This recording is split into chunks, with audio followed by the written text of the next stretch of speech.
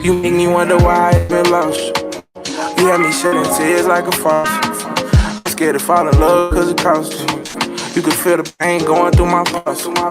You got me out here changing and out. You taking up a space in my heart. Sometimes thinking about the past give me nausea. Sometimes thinking about the past also. Lately I'm approaching the future with some caution. Really had me believing how sure. Breaking my heart in pieces, broke yours. Are you sure that's what you wanna do? You can only pick one side. I guess you done chose. Made you number one, you didn't cross me too. One time is enough for me to cut you loose. Try to take your word, I ain't need no proof. But now that bridge is burned, I'd rather learn than live without the truth. Really had me believing how sure. Breaking my heart in pieces, broke yours. Really had me believing how sure. Breaking my heart in pieces, broke yours. Are you sure that's what you wanna do? You can only pick one side.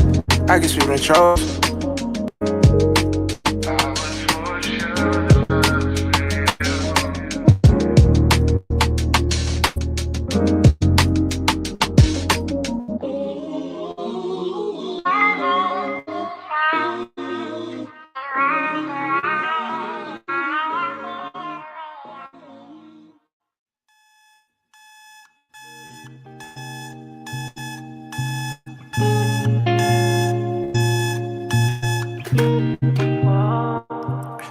How's life? How's it going? Yeah, it's going. Been hard times, but ain't trying to show it. Got work in the morning, then running around till it's time for dining.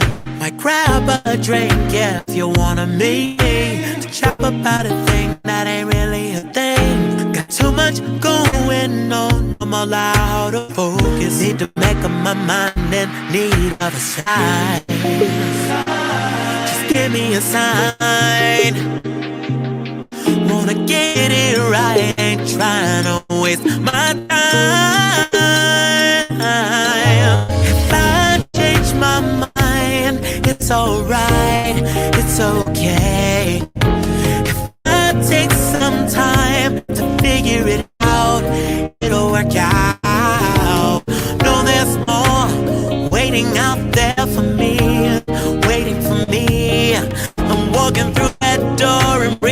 endless opportunity waiting for me.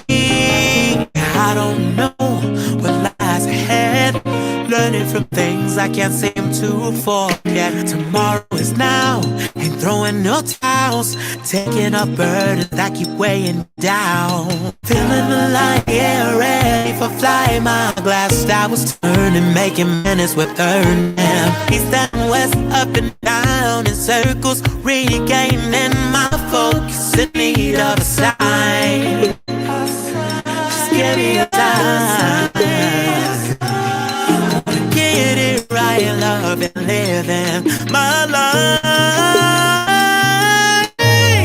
I changed my mind, it's alright, it's okay.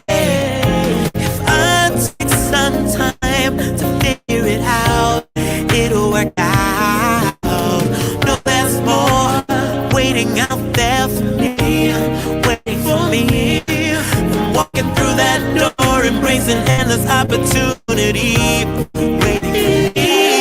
I changed my mind, it's alright, it's alright, it's okay, it's okay. If I take some time to figure it out, it'll work out. No, there's more waiting out there for me, waiting for me. I'm walking through that door, embracing endless opportunity, waiting for me.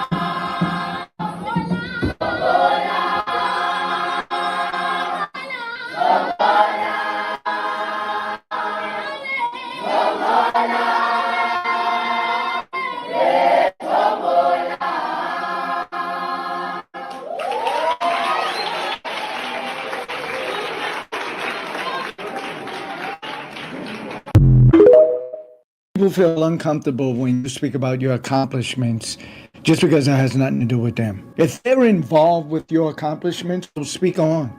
Oh, talk about it, speak about it, right? Because you're involved. They're involved. But if they're not involved, why should you suppress that? Why should you keep silent about your experiences in life? If you did this and you explored this and you reached this height or you accomplished this, why should you hold that back? Why should you feel like, well, just because everybody else in the room didn't experience this, I'll keep quiet about it? Why? If somebody needed their car fixed and you said, oh, I can fix that right now. Oh, they'll let you go outside and fix that right then and there because it benefits them. It has something to do with them. They gain from that. A lot of times, if they're not involved with your accomplishments, They don't want nothing to do with it. They don't even want to hear it. And that's a selfish-minded person. I'm not talking about flaunting everything that you did in life and all your accomplishments and achievements to a listening ear. No, I ain't saying that. I'm saying if the opportunity presents itself, why you got to hold back? Why you got to keep quiet?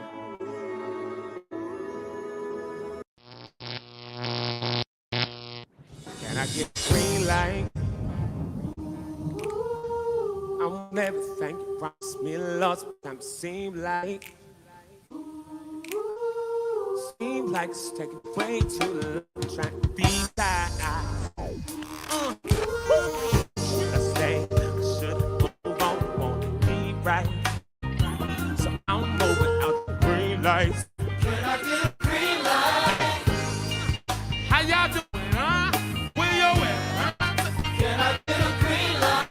Wait, Lord, God, take a matter what you say, huh? Yo, son. Can I get a green light? See, I want everything. I want everything you promised me, Lord. Seems like it's taking way too long. Seems like it's taking way too long. Should I stay? Should I move on? So I'll move.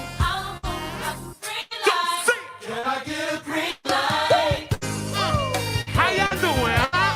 Where you at, huh? Can I get a green light? And if you're waiting on the Lord, God, you take every word, what you say, huh?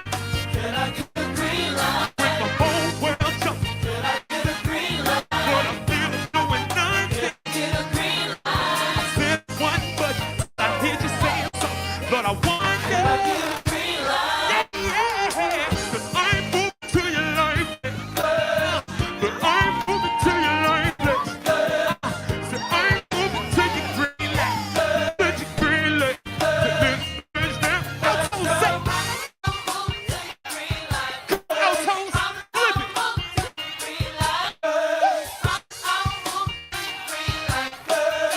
Right here. So put it down.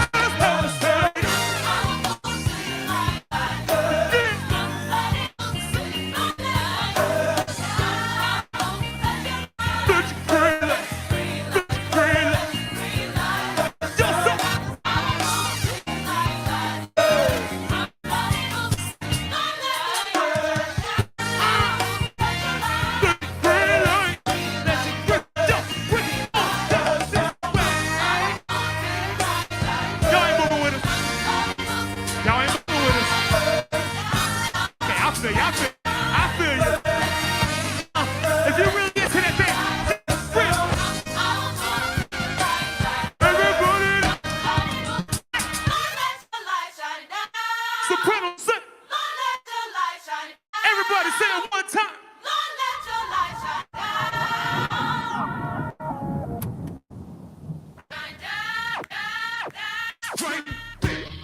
Right.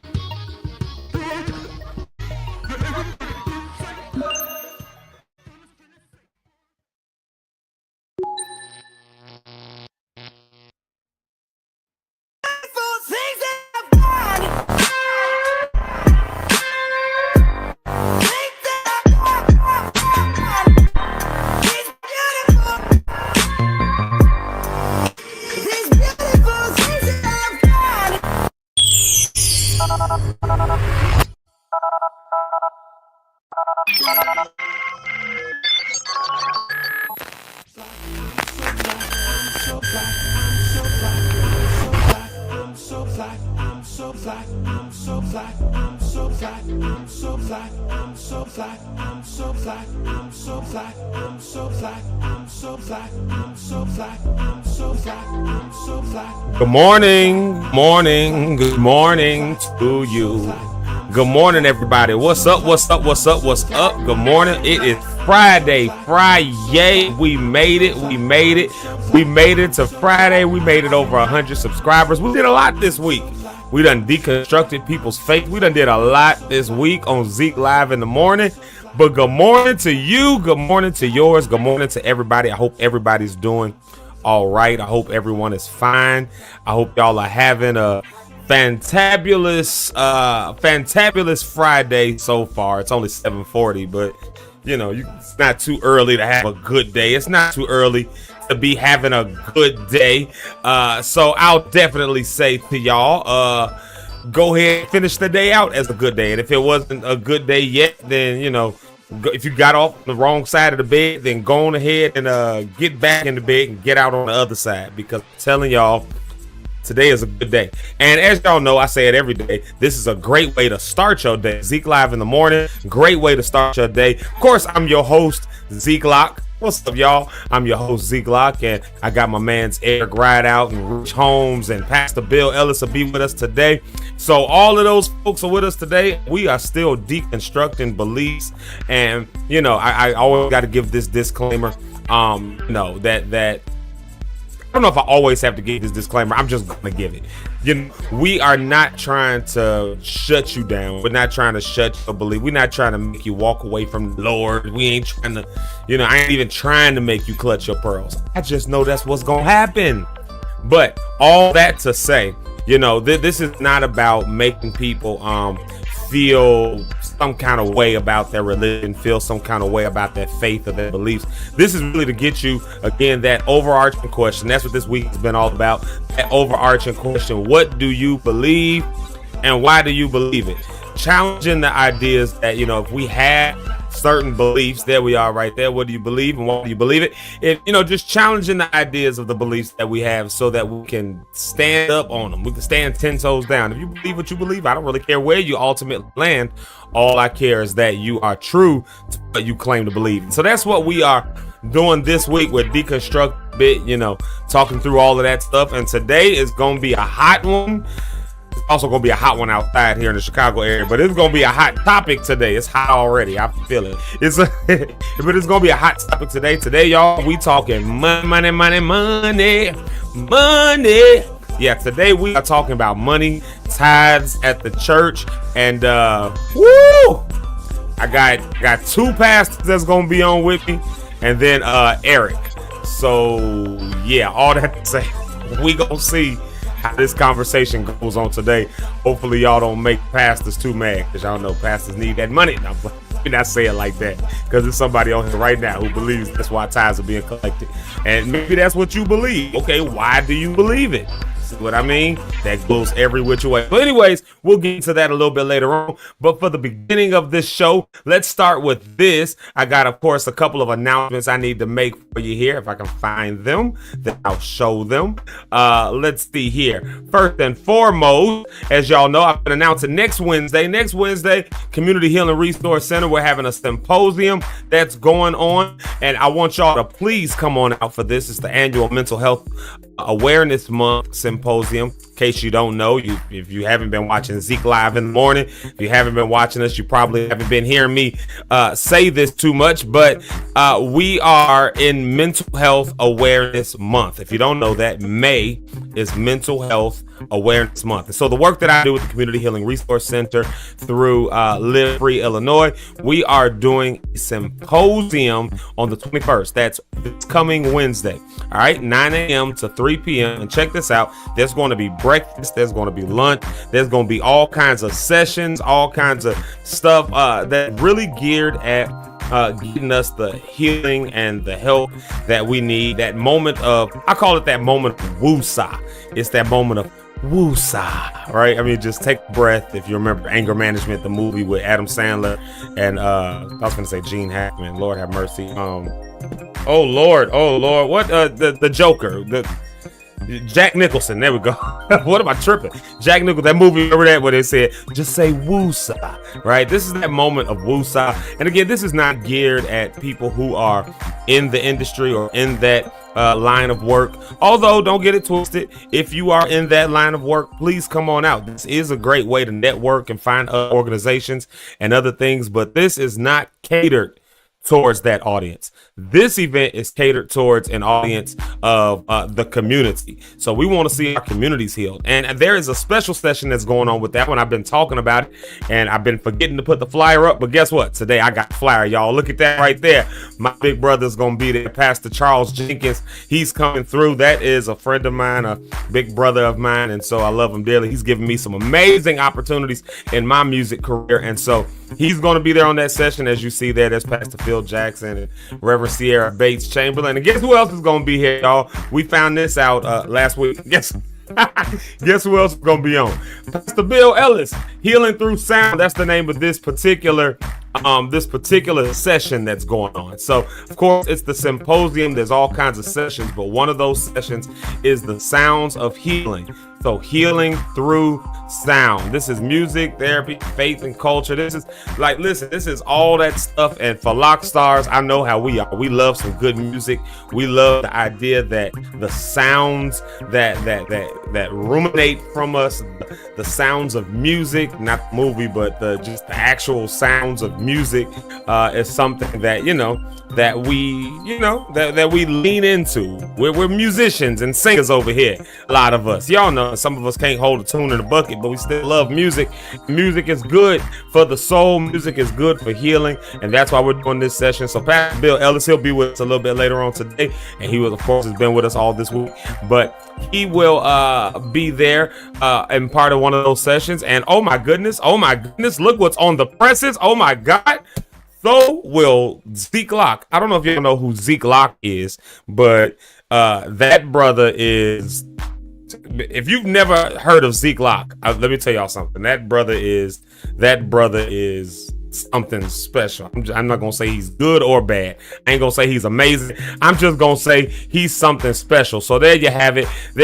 We're doing all of that on next Wednesday, May the 21st. So please, pretty please, come on out. You can register. Let me put that back on the screen one more time. You see on that flyer right there, that's the main flyer. There is a registration code, a QR code that you can sign up on. So please go ahead and you can check my page out. I believe I have it posted now, but you can go ahead and do that and register. I want to see you there. It's going to be a good time. It's going to be an awesome time.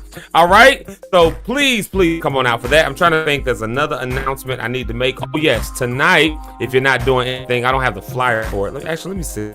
They might have sent me a flyer. Let me see. Let me just see. They might have sent me a flyer. Let me see before I lie. Oh, they did send me a flyer. Okay, I'll get that downloaded, get it on the screen. Tonight, if you're not doing anything, you're in the Chicago area. Y'all saw it yesterday. We had Jeremy Keys on, and he was talking about an event that's coming up with Miss Ari Simone. And so that's tonight. Ari Simone is one of our favorite rock stars. She's somebody who I have with years, worked with me for years as singing, traveling all over the country, all over the world, doing all that stuff. And so we're going to have her, we're not going to have her. We'll have her back. Don't get me wrong. We'll have her back at some point. But tonight she's performing at the Royal Bistro in Lansing, Illinois. They say the food is delicious there. They say the entertainment is awesome there. And so Ari Simone is going to be there. So if you ain't got nothing going on tonight, I believe it's at I want to say like 7:30 or something like that. But let me get that. I'm trying to find the flyer now so I can get it loaded for you. There it is right there. So we'll get that loaded up in 1 second here. It's loading itself. But tonight, 7:30, listen, me and my wife are going. If anybody else is interested, hit me up. Let me know. Because we going. It'd be cool to sit together if we got a bunch of lock stars there. Here's the event right there. Flyer. Boom, boom, boom. It's Ari Simone. Friday Night Vibes. Industry Night. So there you have it right there. I heard the band is going to be hitting. The band is going to be tight. They got a DJ. Oh, man, they about to have a time. It's about to be a good time over there. So come on out if you're not doing nothing tonight. Like I said, me and my wife are going. We're going to be there. So it's going to be a great time. It's going to be a great evening. It's going to be awesome. I want to see some lock stars there. We're going to have it a blast. We're going to support our sister, Ari Simone, and our brother, Jeremy Keys. And y'all get to meet some of the other people I talk about, like Phil Glover on the drums. And y'all get to see why I think he is probably one of the best drummers in Chicago. Really, for that matter, anywhere in the USA. So come on out, support all that stuff if you ain't got nothing else going on. All right, that's the morning announcements. Got to get all that out the way. Let me do one final disclaimer before I bring E to the stage. One final disclaimer, because I gave the disclaimer a little earlier, but I got to give it just one more time so can't nobody say I didn't do it. You say it once, you say it twice, then you back it. You say it once, you said it. You said it twice, you backed it up. You said it 3 times, you meant that thing. So here's the second time, I'm backing it up. Here's the disclaimer. Today we are, we're rounding out this week of deconstructing. We're deconstructing ideas, belief systems, thoughts that we have. And when I say deconstructing, what I mean is we're looking at it, we're engaging with what we claim to believe, and trying to figure out not only what we believe, but why we believe it. Where did our belief systems come from? Why does my belief system look a little different than Eric's belief system? A little different. Why do both of our systems look different than Richard? And why do all three of us look different than Pastor Bill? And all four of us look different than Rhonda? And all five of us look different than some of y'all? Why is that the case? Especially if we're all walking together in unity, right? We all talk about this, walking the church in unity and all that. Yet we've got all these very different specifics that we claim to believe and subscribe to. And so, to that effect, again, we're deconstructing that. When I say deconstructing, again, I'm talking about we're taking it apart. That's what deconstruct means. Construct something is to put it together. Deconstruct it is to take it apart. And here's the deal. If you can't, and this is the overarching theme, of course, is what do you believe? What do you believe it? But if you can't deconstruct what you believe, then I argue it's not a real belief. It's just something somebody told you. If you're scared to deconstruct it, scared it's gonna fall apart. Well, then that means I would argue you got a house of straw and sand. Like you can't pull this piece off of this piece without the whole house falling apart. Imagine having a house having to do a little bit of construction. You got to take this wall out, and the whole house falls apart. Wasn't a good wall. You see what I'm saying?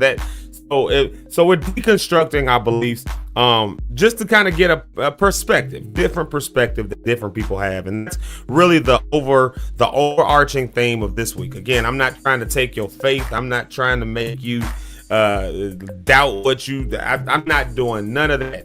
If after this week you arrive there, you got some investigation you've got to do, don't you? You got some homework you got to do, and you got some stuff you got to get together in your own mental and your own belief systems. And ain't nothing wrong with that. I think that's exactly his secret. I think that's exactly what God wants us to do. I really honestly believe that's exactly what God wants us to do. He wants us to be secure in what we believe, secure in what we say. That's my belief. That's my belief. Maybe you don't believe that. Maybe you think God just wants you just to go with whatever, as you would say it, whatever he says. The problem is what he said to me look different than what he said to you, and we use the same scripture to say what he said. So what did God say? What do you believe? Why do you believe it? That's sweet. That's the second disclaimer. I might give one more a little bit later on, but for right now, I tell you what we're gonna do. Since it's the Friday flight, it's Friday, May the 16th. We made it halfway through May, and my goodness, I can't believe we already this far into the year 2025. But here we are. We done made it this far. It's your Friday flight. Let's do this. Let's bring Eric Rideout up to the stage. Y'all ready for this? And then we'll do some morning shout outs. That's what we'll do. Some morning shout outs, or maybe we'll do a music break first. But let me get Eric to the stage real quick. How am I gonna bring him up? I'm gonna bring him up. Bring that fly track back up. Come on, here it is. There it is right there. Let's get Mr. One and Only Eric Rideout up to the stage. Y'all give it up for my big brother, my homie, my friend, Eric Rideout. What's up, E? Can you guys hear me? Yes. All right, so I have to go grab. I'll bring the music back a little bit. Let's see. That's my fault, man. Look, so this morning, last night in the middle, last night, all the power went out from my house, right? So I got up and just grabbed as much as I could and came to our mother's house really quick. But I see I left my microphone, so I got to run home and get that. Nah. It's all right. We had them storms that came through last night. We was in rehearsal when it hit, and it shut the system out there. So I told them to shut the system down. I was like, y'all turn them lights off, because we had the lights. They were doing the test runs for Sunday. Yeah. We had the media team there, all that. I had them at a full rehearsal, and before we got a chance to do the full run through and everything, the power, as the storm rolled through, power was flickering and stuff. I said, y'all shut everything off and won't nothing shorten out. We just got that board back. Yeah.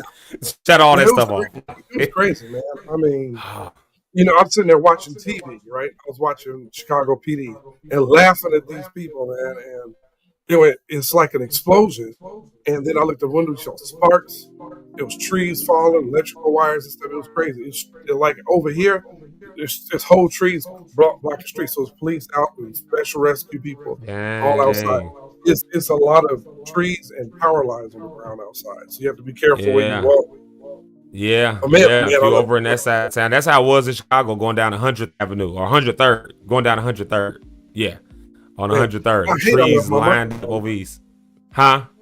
I'm really bothered over that microphone. I'm like, I'm 5 minutes from now. I'm like, I could run down the street and get it and come back. It's bothering. Nah, But, I'd be fine. Ain't no sense at all. Sometimes ish happens. We just gotta go with it, you know. yeah, they was an issue thing. I had to pack I had to pack food up and run it to my mother's house real quick. And, you know, I just looked and they said there's 10,000 people without power over this way, and they said they don't know how soon it'll be up. So pray for the people in Portage, Indiana, and but you know, yeah, and Walmart. yeah. Walmart was dark. When I saw the power was out at Walmart, I said, "Oh, they looting in there. They getting all of the eggs out of there." Nah, it was like that over here. The Walmart was blacked out. The whole neighborhood was blacked out. Like if you go through where like what is the street? It's not. Is that Ewing right there? No, that's not Ewing right there. That's commercial. Like Yeah, in that sure. corridor between like 103rd and commercial, like actually 100th. It would be 100th and commercial. Like all in that corridor, all through there, like all the houses. I mean, completely black. It was completely. The only lights you saw was the car lights driving through the street, trying to avoid all the trees and the power lines. It was like trees on people's gates and stuff. And then there was like fire trucks out there, so you saw, of course, their lights and stuff, and some police. That's how I looked over here. Yeah, yeah. And it was people like, no offense, white folk. This is something y'all got that we don't have. They had reflector lights that was thrown out the street around the power lines. I'm like, you know, so I was coming up the street. Man, the light just went out. That's what happens when you have no power, right? Yeah. So I'm driving, and I see reflect like these lights in the street doing this, and I pull up, and it's this white guy's like, power, you know, when the power lines were down. When he was on the side, he was just, you know, letting people know the power lines were down, and I hit the brakes, and dude, it's like a whole giant, you know, the trees just across the street anyway. So, you know, it's too many trees blocking streets for me to get. So I'm from here to my mother's house about 3 minutes. Because of the trees and stuff, now it's like 15 minutes to get over there because you have to. It's so many streets blocked everywhere. Like if I go down the street, the police are like this. Can't go this way because it's power line. It's trees. It's industrial garbage cans blown all over the place. You know, the ones that you see by. Yeah, it was crazy. I don't know did we get a tornado last night or was just. I was just going to ask you, did you have a tornado touchdown? So the warning signs were going off while we were in rehearsal. Like the warning signs went off. Matter of fact, it was a couple people. Well, yeah, it was a bus stop right next to our church, you know. So a couple people that was at the bus stop, they lived, you know, right at the house behind it. But they were, and while they was waiting, she was waiting on her daughter. It was her other daughter. They were waiting on her daughter, and that storm blew through. We had to let them in the church to, you know, we let them in to sit down for a minute, but that stuff was blowing through. But you could see the rain, like, you know, doing that spinning thing, which of course don't necessarily make it a tornado, but you know. But we had, I guess it was lightning striking stuff. I saw lightning striking trees, and it was like a lightning storm. Like, what the heck? It's the end of the world. It's trying to get up out of here. Jeez. But thank God. Yeah. Thank God we all right. Yeah. That's how it was over there. It was crazy. And like I said, we had to end rehearsal as a result of it. And now it's beautiful again. Not a cloud in the sky. And it's supposed to be hot today than it was yesterday here in Chicago. Like it's supposed to be. Yesterday it was 91 degrees and humid as I don't know what yesterday. Like, like that today. And for me, man, I had no air either in my place. Oh, so my mother's house I would be at my mama's house, but until they fix that, I'm not. You know, she got central air over here. If halfway through this broadcast, y'all see Big Sexy come out, I got to pull my shirt off. It's just hot. We don't know AC in here either. We got window units, and I haven't put them in yet. Like, you know, I took them out for the winter, and I just haven't put them back in yet. So the heat just like popped up out of. I wasn't planning on putting them in for another couple weeks, like 2-3 weeks. Like the heat just said, "Nah, we here. Summer's here." About to put them in. It's gonna be hot today, but I mean, again, man, it could have been worse for everybody. When I was standing outside under this awning, and I watched the lightning strike. Stuff like, this is crazy, you know. And the wind and all that, and then seeing trees falling, and you can hear them crackling and all this. But yeah, so we're gonna see. So what's up, everybody? Thank y'all for tuning in. Sorry I don't have my microphone. It's kind of hard to grab stuff in the dark. Man, it is what it is, man. I get it. It is what it is. Stuff happens. And look, we still able to do. Yesterday, my internet just completely went out. Like, that was before the storms. It just went out. Like, during the middle of I was introducing the theme, and the internet just was like, nope. Whole router just reset. All the TVs, of course, went off. Everything is internet based in the house. So, like, I was like, what happened? But you know what? It shows you how dependent we are on a lot of stuff. That part. We're dependent on the internet in ways that we never would have probably thought 20 years ago, you know? Because back in the day, if you had a power outage, you had to call the power company to see how long. Now you can just go to your phone and type in where you stay, and it'll show you the map. Right. Yeah. But it is what it is. Anyway, everybody, good morning, people.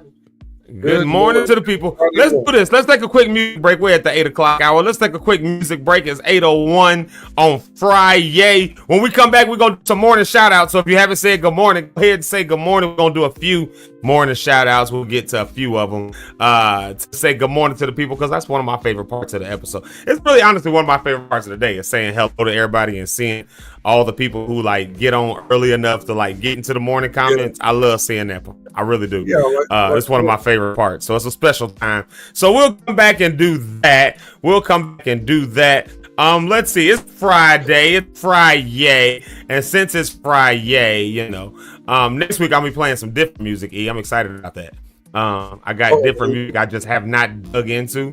But you know, I like playing the songs I like playing because I like them for a reason, you know. Yeah, and they fit to what we're doing. So, you know, I do that. But let's see. It was mad at the time. Like, I'll play the same. Like, well, you can go listen to the radio. The radio play the same music. They play the same music over and over again all day. So, you know, you get one time for me an episode. Yeah, you listen to. She don't like it, scram. Right. Yeah, you know. Or stick around until you like it, you know. Stick around until you do like it. That's the other side of it. I'll play my friend, my homie, my brother, my Houston Connect. All of my Houston Connect. Like it's a drug deal or something. Playing my Houston Connect. You introduced us, the one and only Pastor Jeremy Sanders. Let's play him real quick. The reason I'm playing him is because as we've been deconstructing this week, and people, Eric, might think we don't love the Lord no more. I don't know. They might. So we got to play this song because it say we're not ashamed of the gospel of Jesus Christ. So that way people think that we ain't walked away from the Lord. I don't know. Like, plus I just like the song because it's a bop and it's a jam. And it looks like they was having a good time on video. So here it is right here. Not Ashamed by Sounds of Kingdom. We had him on the show before, Mr. Pastor Jeremy Sanders. Here he is right here. Not Ashamed, Sounds of Kingdom. I know you're not sitting down on this one, bro. I will call you out in this church. All right. If you're not ashamed of the gospel of Jesus Christ, make some noise in this room. All right, Zach, let's go, bro. Let's have some fun, y'all. All right, brothers, talk to me.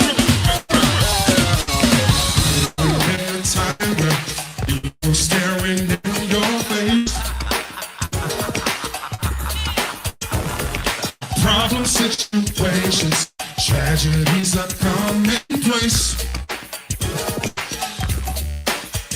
Persecution running rampant makes you wanna lose your faith. Yo. But please don't be discouraged. Just remember he's the way. Yo, let's encourage him a little bit, y'all. Let your light shine. Let your light shine. Yeah.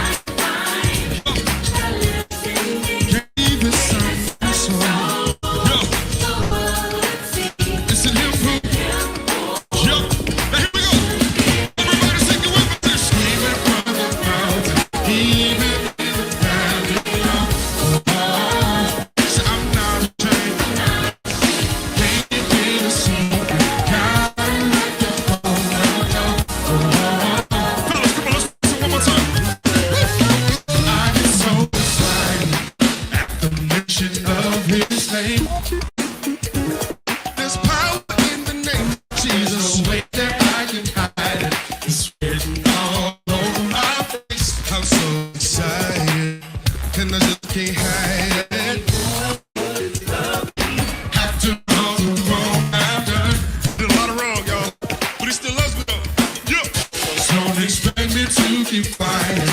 I'm about to lose control. Yo, isolation. I see you, Prince. What's up, bro?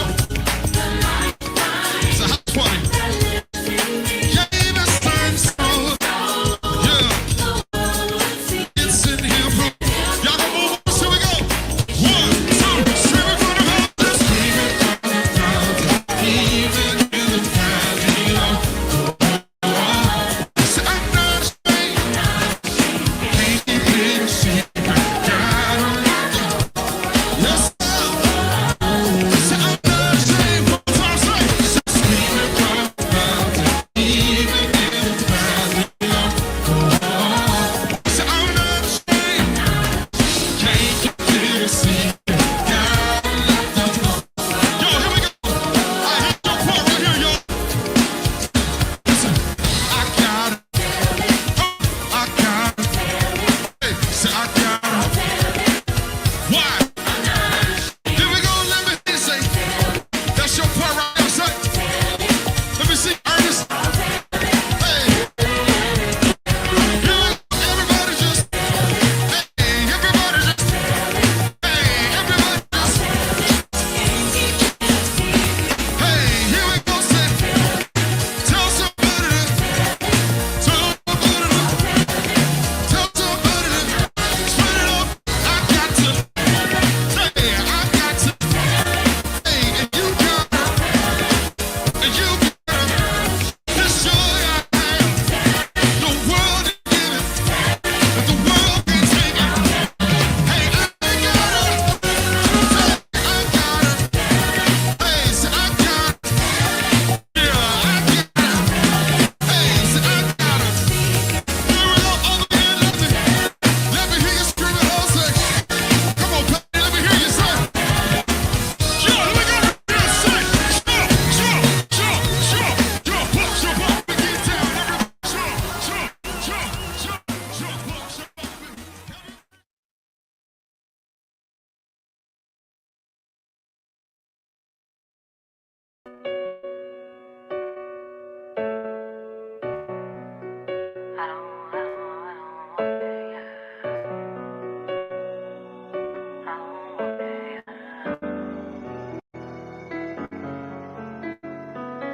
Stand up, never lay down. Used to see us in the back, we in the front now.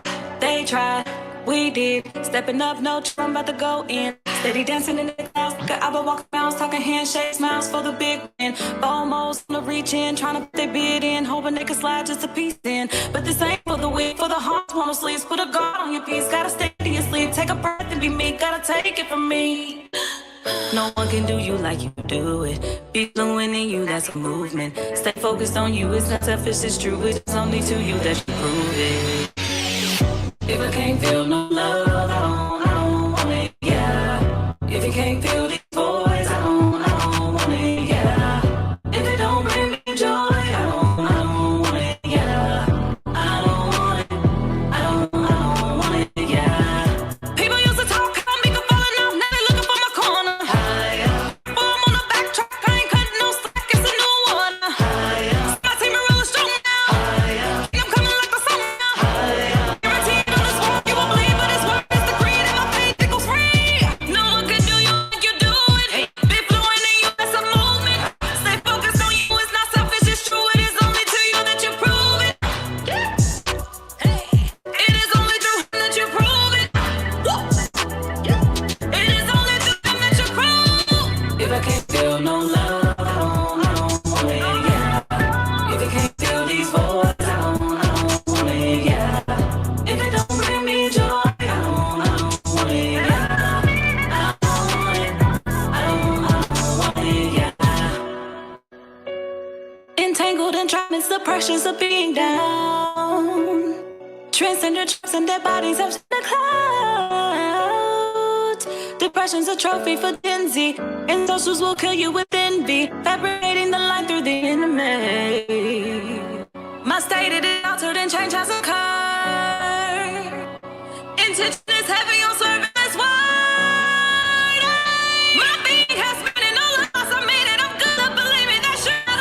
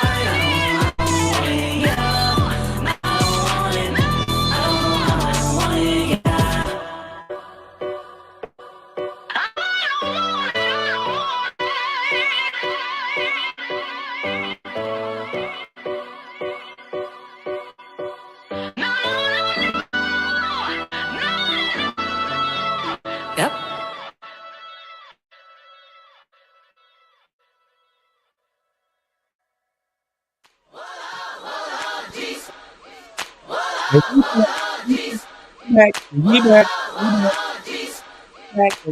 y'all.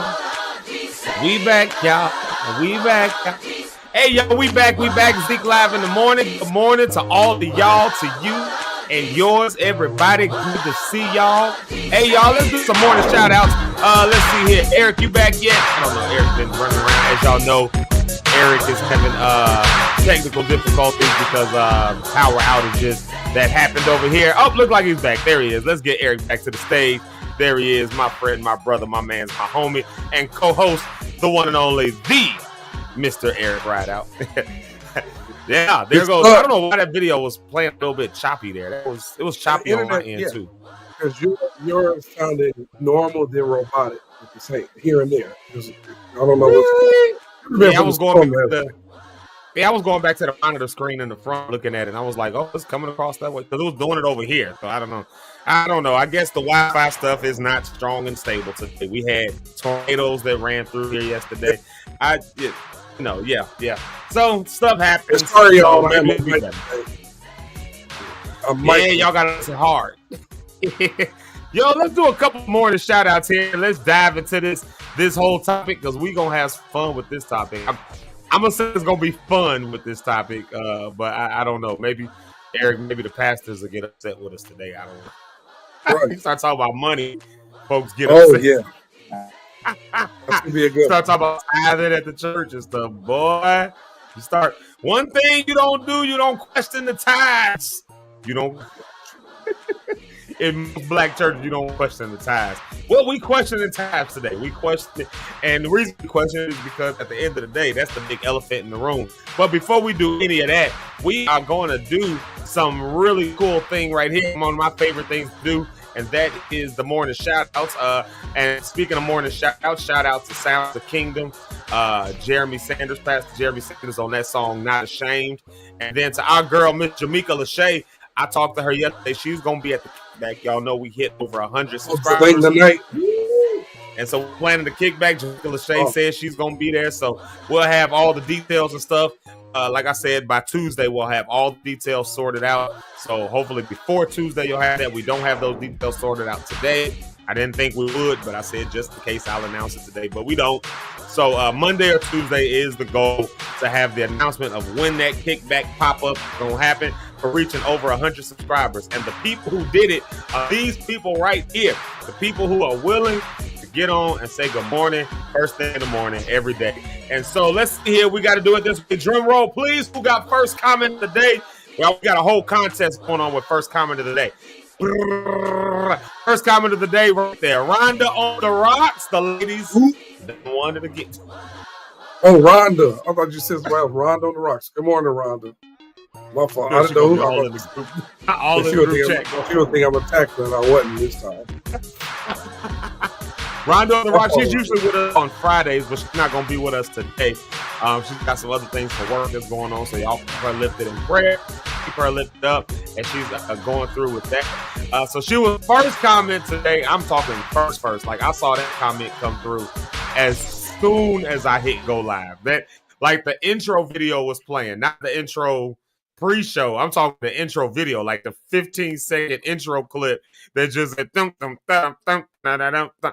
Like, I think I'm gonna start good morning. I'm gonna start doing it at 6:30. I'm just to be a jerk. So right, people come on this radio.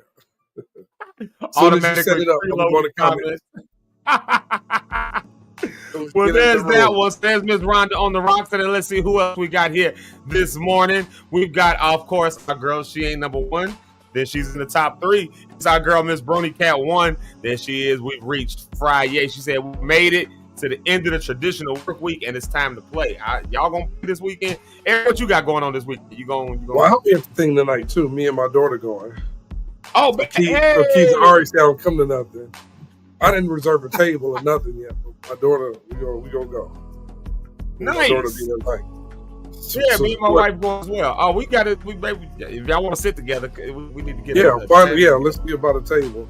And so I'm coming to support Ari and that loser Keys tonight. So, bro, that was funny when Keys came yesterday. That was hilarious. He just bothers me, but he's all right. I ain't gonna get on him today because he did a good job this day. You did a And good let's see, job. Brody Cat says right here. And she always says, she always gives us a really cool welcome message, and I really appreciate these every day. That's why I call her the church announcement lady. It says, welcome to Zeke Live in the Morning with Zeke Locke, Eric Rideout, and Richard Holmes. It's Friday, aka Freedom Friday. Grab your morning drinks and let's walk into a fantastic weekend. Yep, I'm drinking water this morning, but my wife is up making a pot of coffee, and I'm sure I'm gonna have some of that. So hopefully I don't get too hot while I'm drinking coffee this morning. And then let's see who else here is my cousin JC, aka Jonathan. What's up to JC, y'all? In the beginning of the pre-show, if you watch the pre-show, you'll hear a song all this week that's been playing. The first song that will play is a song called Burning Bridges. That's him right there. JC, that is his name as the producer. JC, the producer, and he left this really cool comment. Whoever's producing this show is absolutely killing it. Well, I'm going to go ahead and put my gun away because I definitely have been killing it. That's shout out to that. Yeah, all right, let's see who else we got in the comments. First comments, we're only going to hit a few of these because the comments are now starting to roll in. So we're going to hit a few of these and then we're going to move on with today's topic. But let's see here. The one and only Dr. Jonathan Jordan. Shout out to him. Y'all, he's on with us pretty much every morning. Shout out to Dr. Jonathan Jordan. And y'all, if y'all didn't get a chance to see, Eric, was this last week? The date episode? A week ago? Yeah, last or was that a week before? Like, I don't even remember no more. All these shows just run together now. Like, literally. Like whenever we did relationship week, it was either last week or the week before last. Whenever we did relationship week, the last day of the show, Dr. Jonathan Jordan is on there because him and Rhonda went on a date, and so they recapped it. We've got footage of it that's going to be coming out at some point in the future, so you'll get a chance to see that. We recorded the whole thing, but we had a chance. I definitely want to see that. Yeah, I know, right? I want to see it too. I haven't seen anything yet. I haven't seen anything other than the clips we played. Like they were at the date. We were at the restaurant. You know, I was there with them, and I wasn't there with them. Me and my wife was there because we wanted dinner. Like, so we did the stuff we needed to do, and then we had a table so we could actually eat and test it out. At first, I thought about crashing the date, just walking in, sitting down, and pull up a chair and just start eating with them. You know, I'm over here. That would have made for great TV. Seeing somebody on a date and then go crash the date. Rhonda would have cussed us clean out 73 different ways. Like, it wouldn't been nothing we could even say about it. Like, so he was on that date. So you want to go check that out. Check out that episode for Relationship Week. And I gotta even say again, thank you to Asada Grill for even helping us to sponsor that and doing that. We want to do more with them. They've become one of our favorite places, one of our favorite. Matter of fact, I think me and my wife are going either there or Asparagus tomorrow night with my brother-in-law and his girl. So we going on a double date. I think we're going to it's either going to be Asada or Asparagus. So Asada has now made it to our radar. So they're an excellent place. So you can go check that episode out because that was a good time, and we talked about relationships and all that stuff and sent Rhonda on a date. And her and Dr. Jonathan Jordan, they were both willing to put themselves out there, and they did just that. And it was a phenomenal week, a phenomenal episode. So go back and check it out. And then Eric is one of your favorite people in the world. Somebody who you love very. What's up, Joshua? That's my little brother, Joshua Hunter. Y'all give it up for Josh. Let me say something real quick about Josh. Josh is, Josh is a musical phenom. He is a musical talent. Matter of fact, I'm gonna play this in the background while I got Josh's name up. And I'm just taking my time with the morning conference this morning. Right here, listen to this right here, y'all. Listen to this. Hold on. This right here. That voice, that's Josh.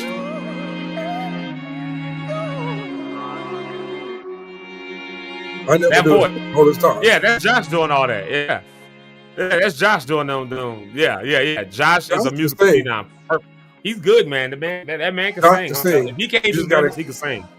But you got to put him in the box. You let Josh loose, he will change your life.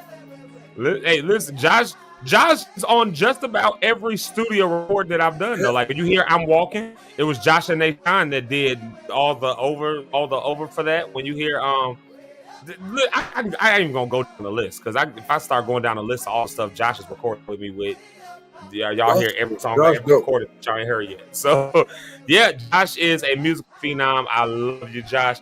And where you been at, bro? We ain't seen you in forever. We're going to have to do something so you can be there. There it is right there. And then another one of your favorite people. Eric, all your favorites are here today, Eric. All your favorites. Rita. Rita wants to beat me so bad. Well, good morning, Rita. She said she Good wants morning, to beat Rita. you. Yeah. She patterned. She called me and said, man, it's so much of my life I've patterned after you. And thank you for coming to my life, helping me see who I can be. So Rita, I appreciate the love that you share. Wow, Rita. Wow.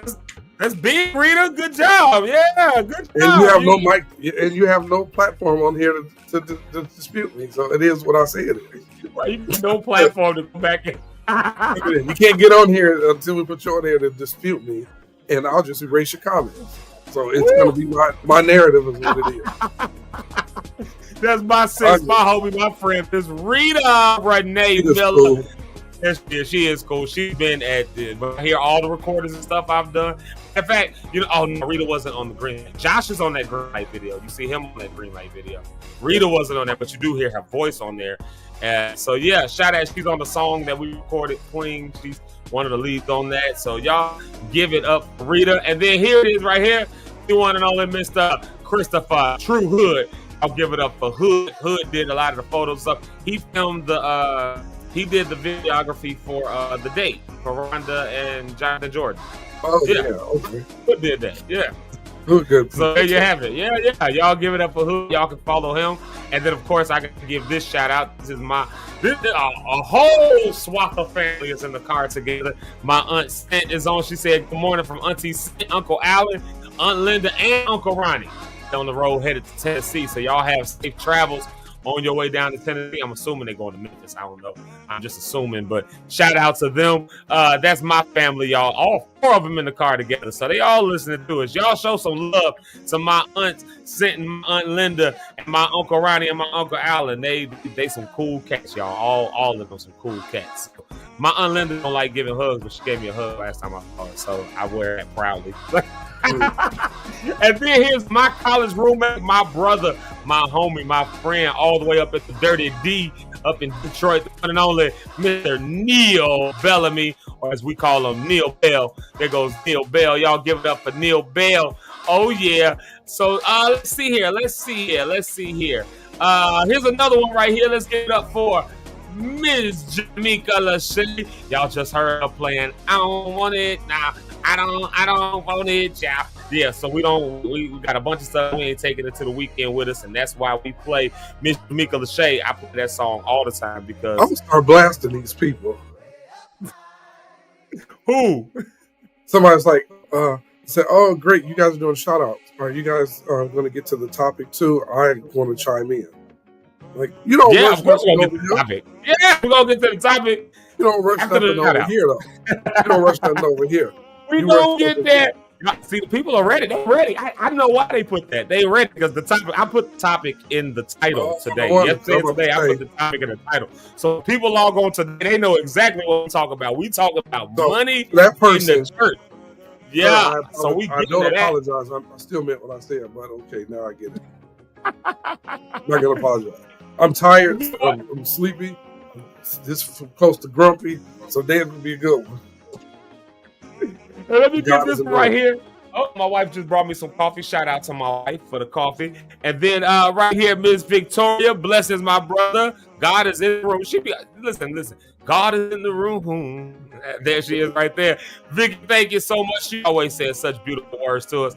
There it is right there. And speaking of my wife, look at she making coffee and she's in the comments. There she is right there saying morning people. Y'all say if you're on the YouTube side, if you're not on the YouTube side, go ahead and follow and subscribe. You don't follow on YouTube, you subscribe on YouTube. But subscribe to us, turn the notifications on because we're on the road to 250 now. We're on the journey to 250. Of course, we're going to celebrate this 100, but we're on the journey to 250. So there's my wife. And speaking of family, there's my Uncle John. He's on with us. He hasn't been on with us in a while. So shout out to my Uncle John, yo. I don't think he was on here when we wished him a happy birthday like 2 months ago, but like a month and a half ago. So it's like a belated happy birthday. We wished him happy birthday and everything on March 31st. I don't think he was on that day. It was a Monday. I remember. So there he is right there, my Uncle John. Y'all, shout out to everybody. Good morning to all of y'all. We love y'all. We appreciate y'all for locking in with us every day. And then check this out. Look here. Rita had some comments for you right there, Eric. She said, I see Rhonda wants to report. You know he lying. I see Rhonda said she'll report the podcast and all this. Rhonda said, mute your mic. Go. YouTube. Oh man, Uncle John says thank you, all of that stuff like that, and this good morning to my wife.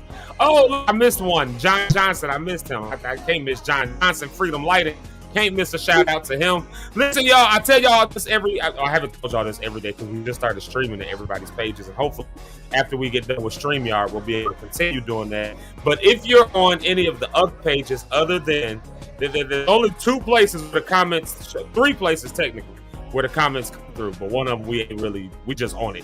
So Twitch is one of the places where the comments show up, but you got to be on Zeke Locke on Twitch. Now, I'm not even on Zeke Locke on Twitch, so we'll worry about that bridge months from now. But for now, we just run it through there just to get a history on there. And then there is YouTube, Zeke Locke on YouTube.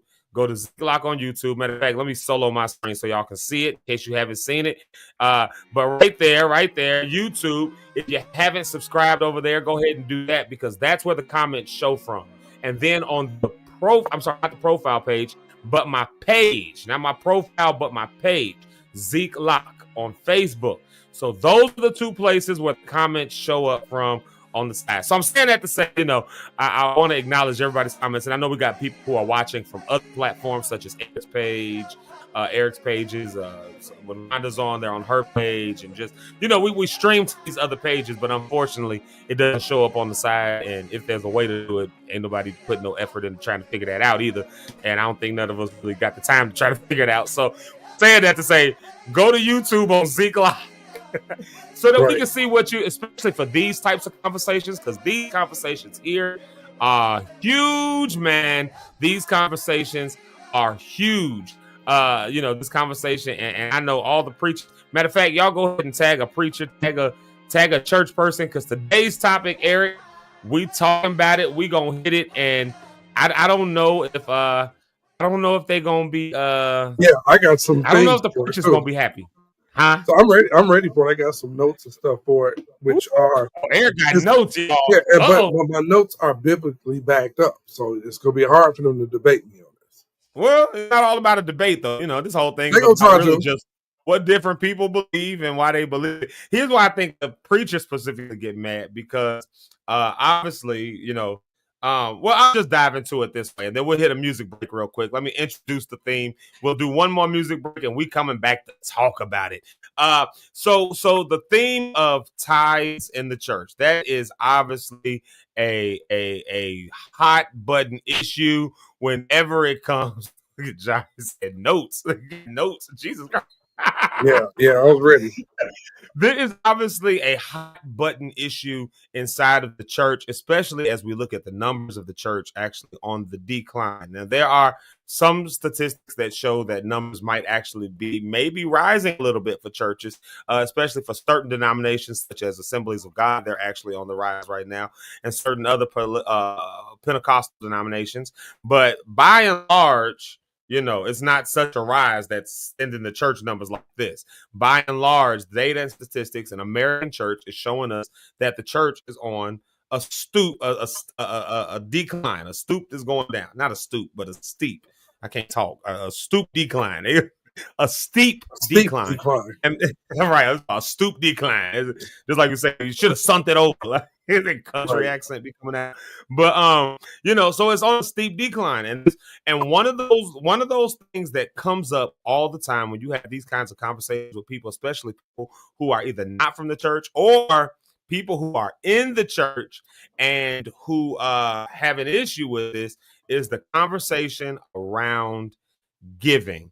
And that is such a wide array of conversation. It happens from the conversation of giving that we really obviously will not in a million years we'd never be able to touch and approach all of this on today. There's no way we'd be able to approach all of the nuance of this conversation today. So today we're just gonna approach it very surface, but still at the same time, what do you believe about giving, tithing? Why do you believe it? Do you believe it because your pastor gets up every Sunday and does the giving lesson? Do you believe it because you read it in scripture? Do you believe it because it's just what you've always done? Do you believe it because you watched your parents do it, so now you do it? Do you believe it because you've done it and God came through in your life? Do you believe in it because you just think it's what you just supposed to do? Do you believe in it for practical reasons?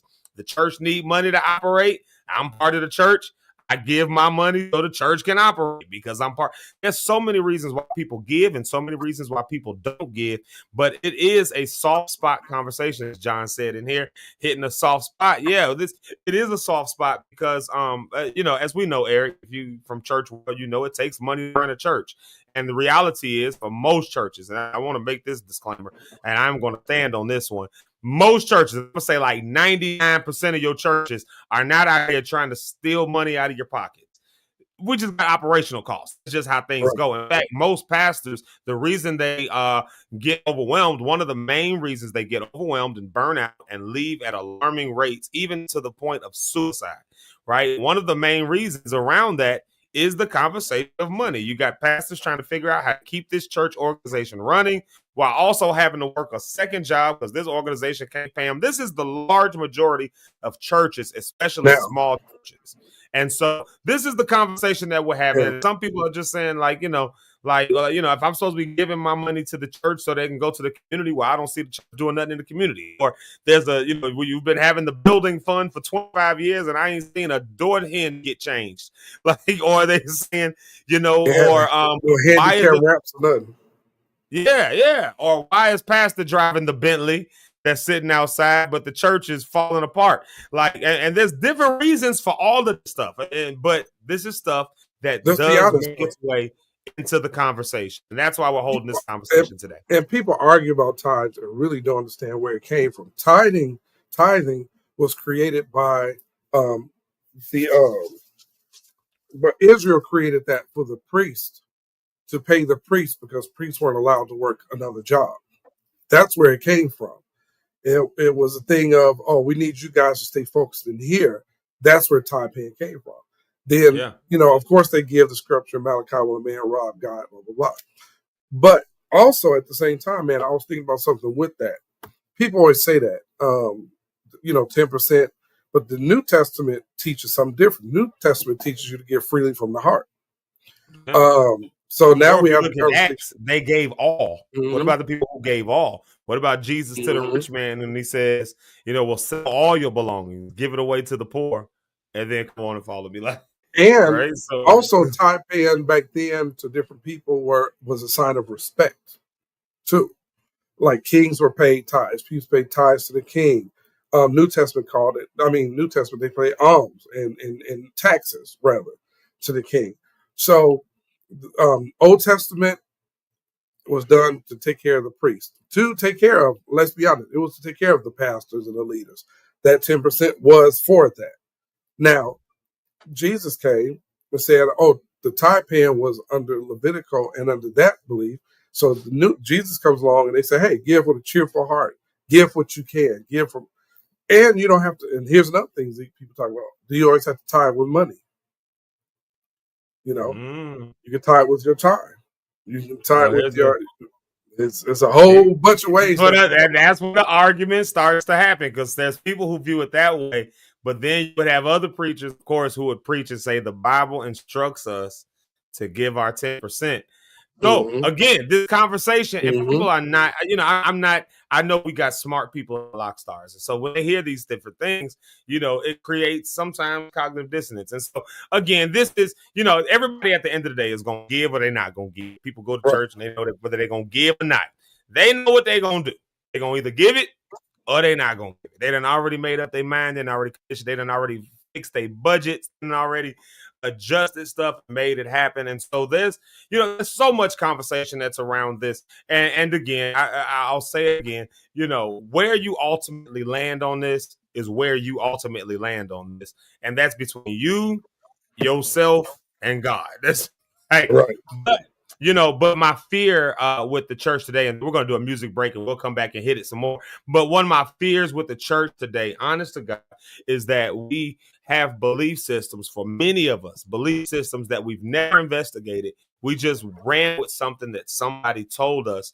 And then when you engage in a conversation like this, you can tell somebody doesn't really know what they believe or why they believe it, because you engage in a conversation like this and they'll give you a link and say, go watch him. He talks about this. Go watch this. She talks about this. I said, no, I don't want to hear them. I want to hear you. Why do you believe this? So you just listening to what you see what I'm saying? That's why we're having these conversations this week. So we on soft spot conversation on the conversation of tithing because we know what that is. So there we are right there, y'all. We'll get into all these different conversations. Matter of fact, I was just about to say something. My uncle, literally, as I'm about to open my mouth to say it, just type it in the comments. What about the Melchizedek situation? Abraham and Melchizedek. Some people point to that. Answer for that. Some people point to the children of Israel coming out of Israel. And then when it's all said and done, there are some people who say, hold on a minute. I thought we were done with the law.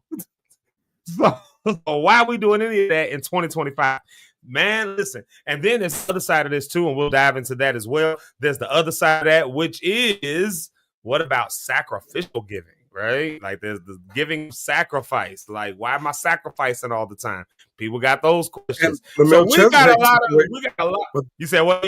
That Melchizedek situation, though, at the same time, Abraham went out and he went to war. He killed people, took their belongings to give a tenth one time to the king as a tribute.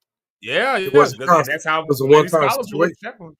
Yeah. We'll dive into that one because, that was one of the first places that, of course, I heard preachers point to it. But then I've heard other scholars that say that was never a command. That was never an order. That was a one-time situation, a thing that happened that was never ever supposed to be.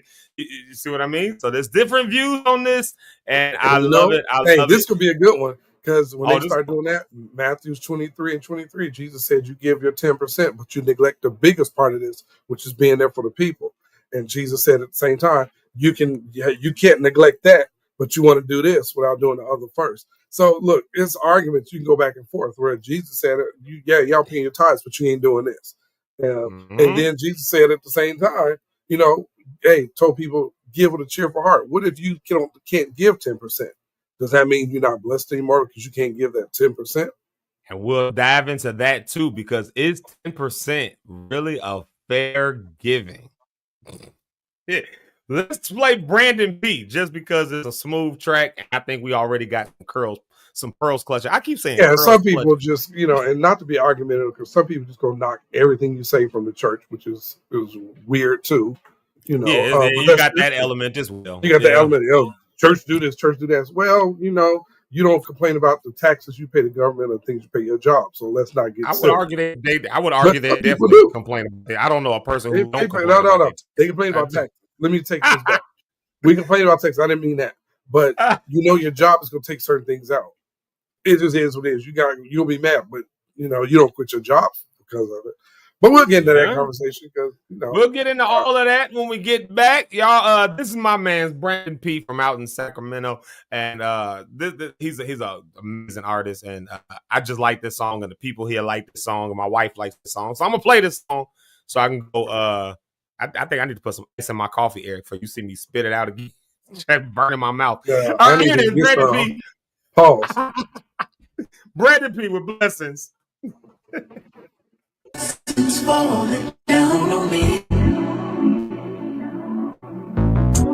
It keeps bringing me joy. Each lesson I receive, it keeps bringing me joy.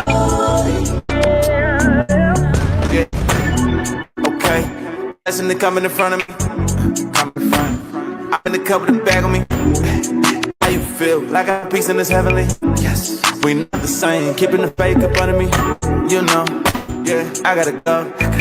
I'm in the league. Yeah, no checking the scope. Plain to see. You reap what you sow. You cannot face me, I gotta say this life is amazing, yeah. 1, 2, 3, 4, 5. Please ain't my life. Coming with the talk. Please don't kill my vibe. Shorty got that walk. She know what I like, yeah. With the gang and it's some side, yeah. I'm in the studio, I got the truth. Look at the pedigree, I never lose when I'm on the move. Leaning on the cheek, dipped in the water, only the Father coming in clutch for me. Coming in clutch, coming in clutch, coming in, yeah. Blessings falling down on me. It's bringing me joy. Each blessing I receive.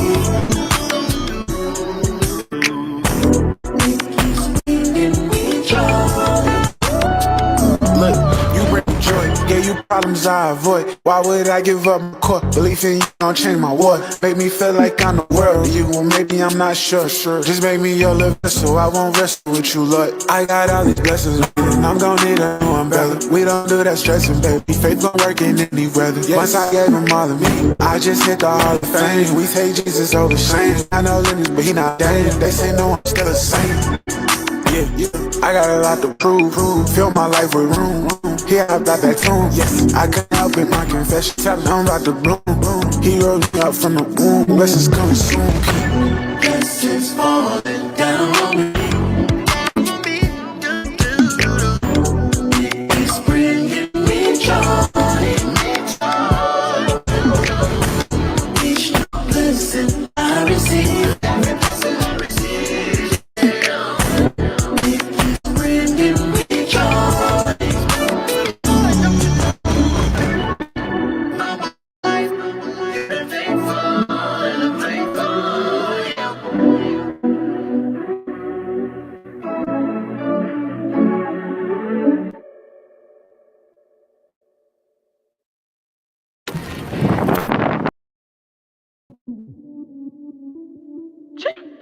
Ain't no need for your approval. Nah, nah, nah, nah. Yes, I am made by the ruler. Yeah, yeah, yeah. No need for your approval, cause I'm made by him. Designed to his plan, I am who I am. Reaping up the harvest that he promised me. Talk all you want, but you gon' have to walk for me.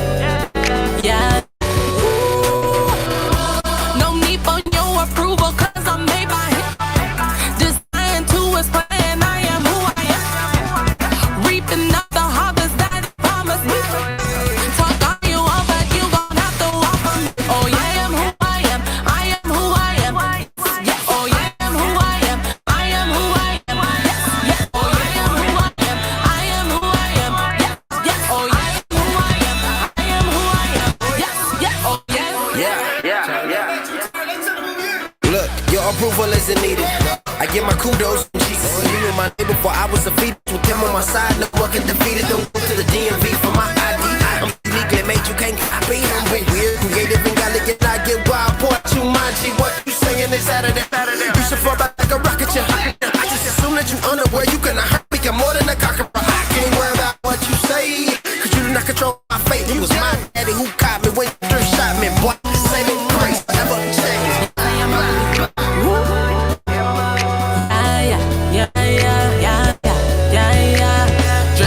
For no reason. Oh, yeah. Ooh, yeah. Ooh. No need for your approval.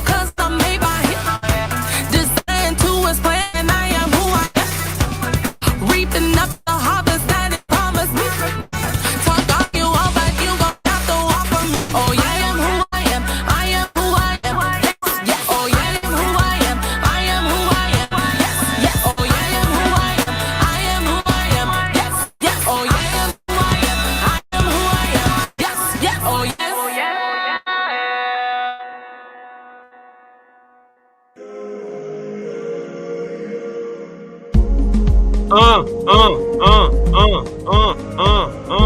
that though? What was that though? Don't echo. So but don't echo. Hey y'all, what's up? What's up? What's up? We are back. We're back. That was of course Brandon P with Blessings, and that was our friend, our homie, our girl, and someone we've interviewed on the show. Y'all, if y'all haven't noticed the theme, I'll be playing folks' music that we have actually interviewed on the show. Do that a lot. Yeah, once they send me something, we play it. We do that. That's what we do at Zeke Locke in the morning. So that was our girl Tara Jones with I Am Who I Am. There it is right there. So yeah, shout out to them on that one, y'all. I love that song. I really do love that song. I love the message of that song. I am who I am. I really do. I like that message. You know, I like the message of that song. What do you think about that song, E? That Tara Jones joint. Are you muted, bro? My fault. I forgot to unmute it. I like it. Yeah. You know? The I am who I am. I think it's a good song, to be honest with you. Yeah. And I'm here. I'm trying to get my ear things together. It's everything's off this morning. I know. Knots and all kinds of stuff. Storms pull you off. I think the internet is lagging over here on my side because I keep getting it's lagging. The it's bars, lagging the songs be lagging, and hopefully the livecast for us on isn't lagging too terribly bad for y'all out there. If it is, y'all forgive us. We had storms in Chicago. There was a storm out on Lake Michigan. It was moving this way, and now we're still dealing with the problems from it. Yeah, that storm was wild, and so we're still dealing with the residuals from that. So yeah, there you have it. But nonetheless, we started this conversation about tithing in the church, tithing and money in the church, and it's a soft spot. It's a soft spot topic. And I'm the kind. If you haven't learned this by now, I'm the kind. I am not scared to approach these topics. I'm not. There was a time where I would argue that I was very afraid to. There was a time where I was afraid to ask these kinds of questions, ask these kinds of topics. And I don't know that was given to me by, growing up. My parents were my pastors, and then my grandfather before that. I don't think they gave me that fear of questioning and engaging with scriptures because my parents, my grandfather, they would engage with stuff at a deeper level like that. My dad had a theology has a doctorate in theology. I remember him getting that, and that wasn't a doctorate in in divinity. It was a doctorate in theology. So, the different world religions and stuff like that. So, but I was never taught to be fearful, to engage in these types of questions. But somewhere along the line, I picked that up. Again, that's why these questions, what do you believe? Why do you believe it? Like, why did I have that fear? Where did that come from? It didn't come from growing up in church. It came from being around church after I was already grown up and trying to fit in certain places and making sure you align up with their doctrines and stuff like that. And at some point for me, it became, do I even really believe what this man is standing here talking about?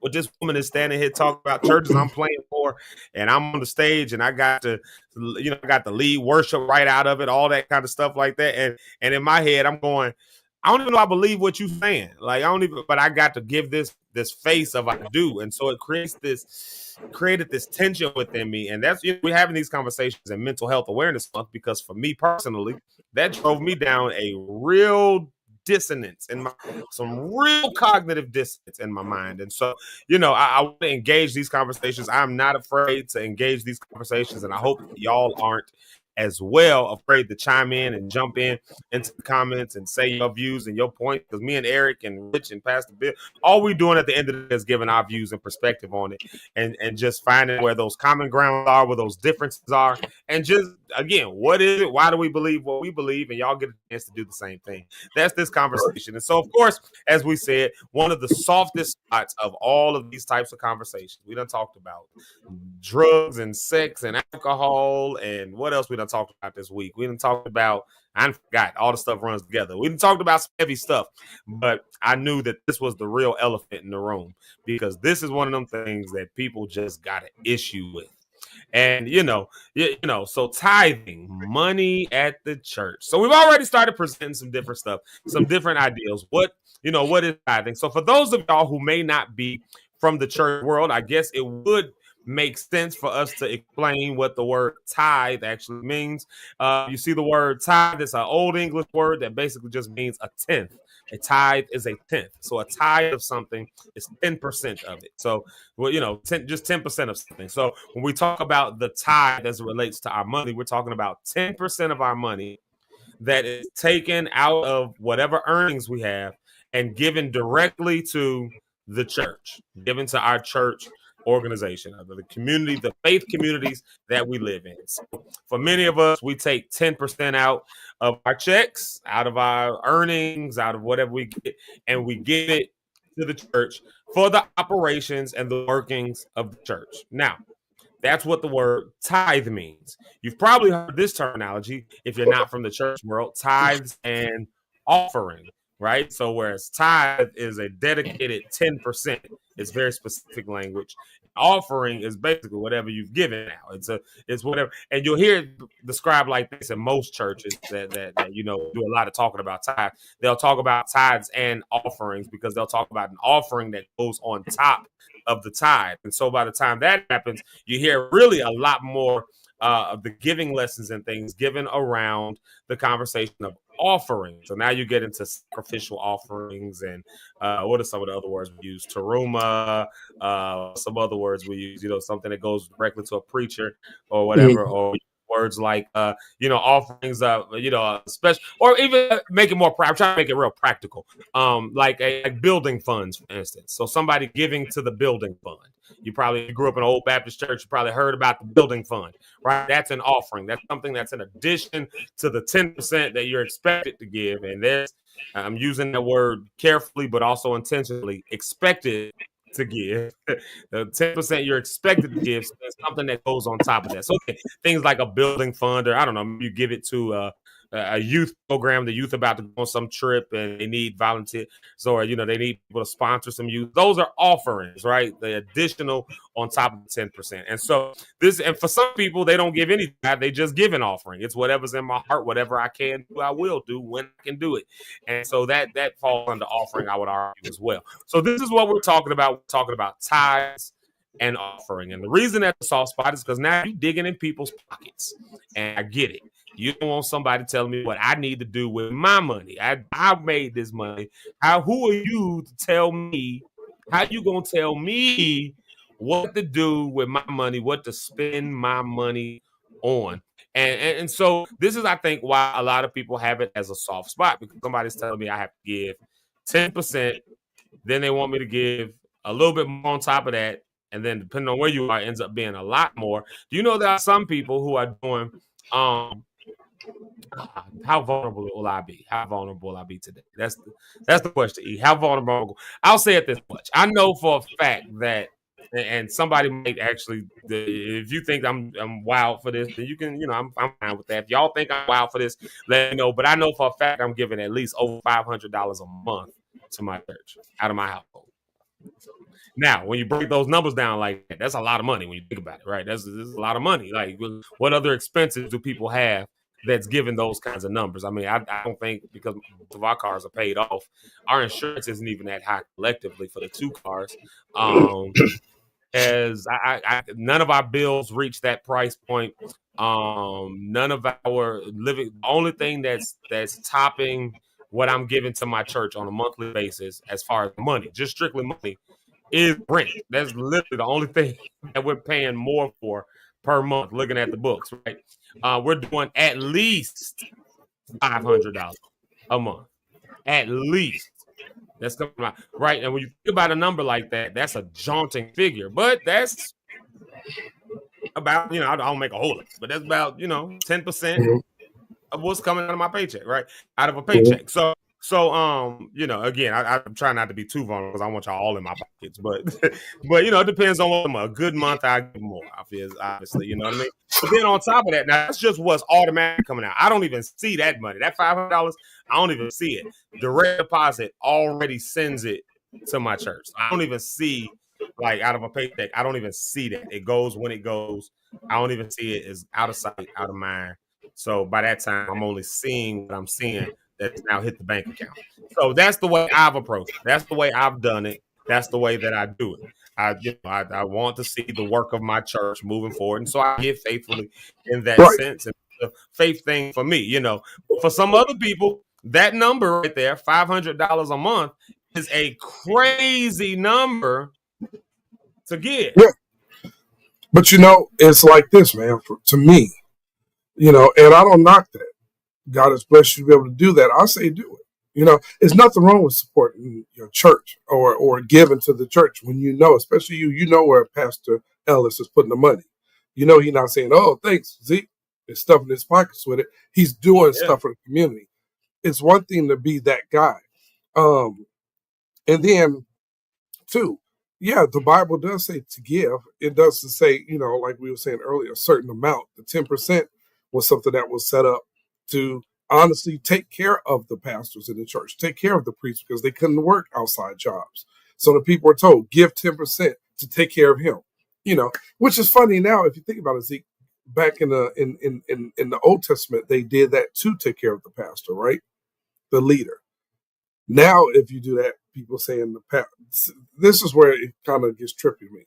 Then they say now, oh, that pastor taking all the money. Why the church giving the pastor money? Well, originally that's what the tithe paying was for, to take care of that. Then let's go forward to the New Testament. Jesus said, and like I said, Matthew 23:23, tithe paying was under the law. That was part of the law.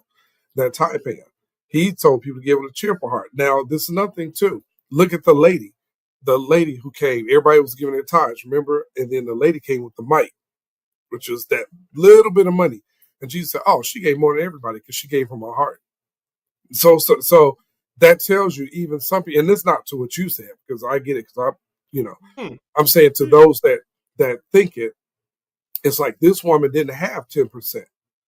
She gave what she had, and Jesus said because she gave it from here, she outgave everybody who was paying their tithes in the church. So I do think that it's nothing wrong with giving to the church at all, especially if this church is doing what they should be doing.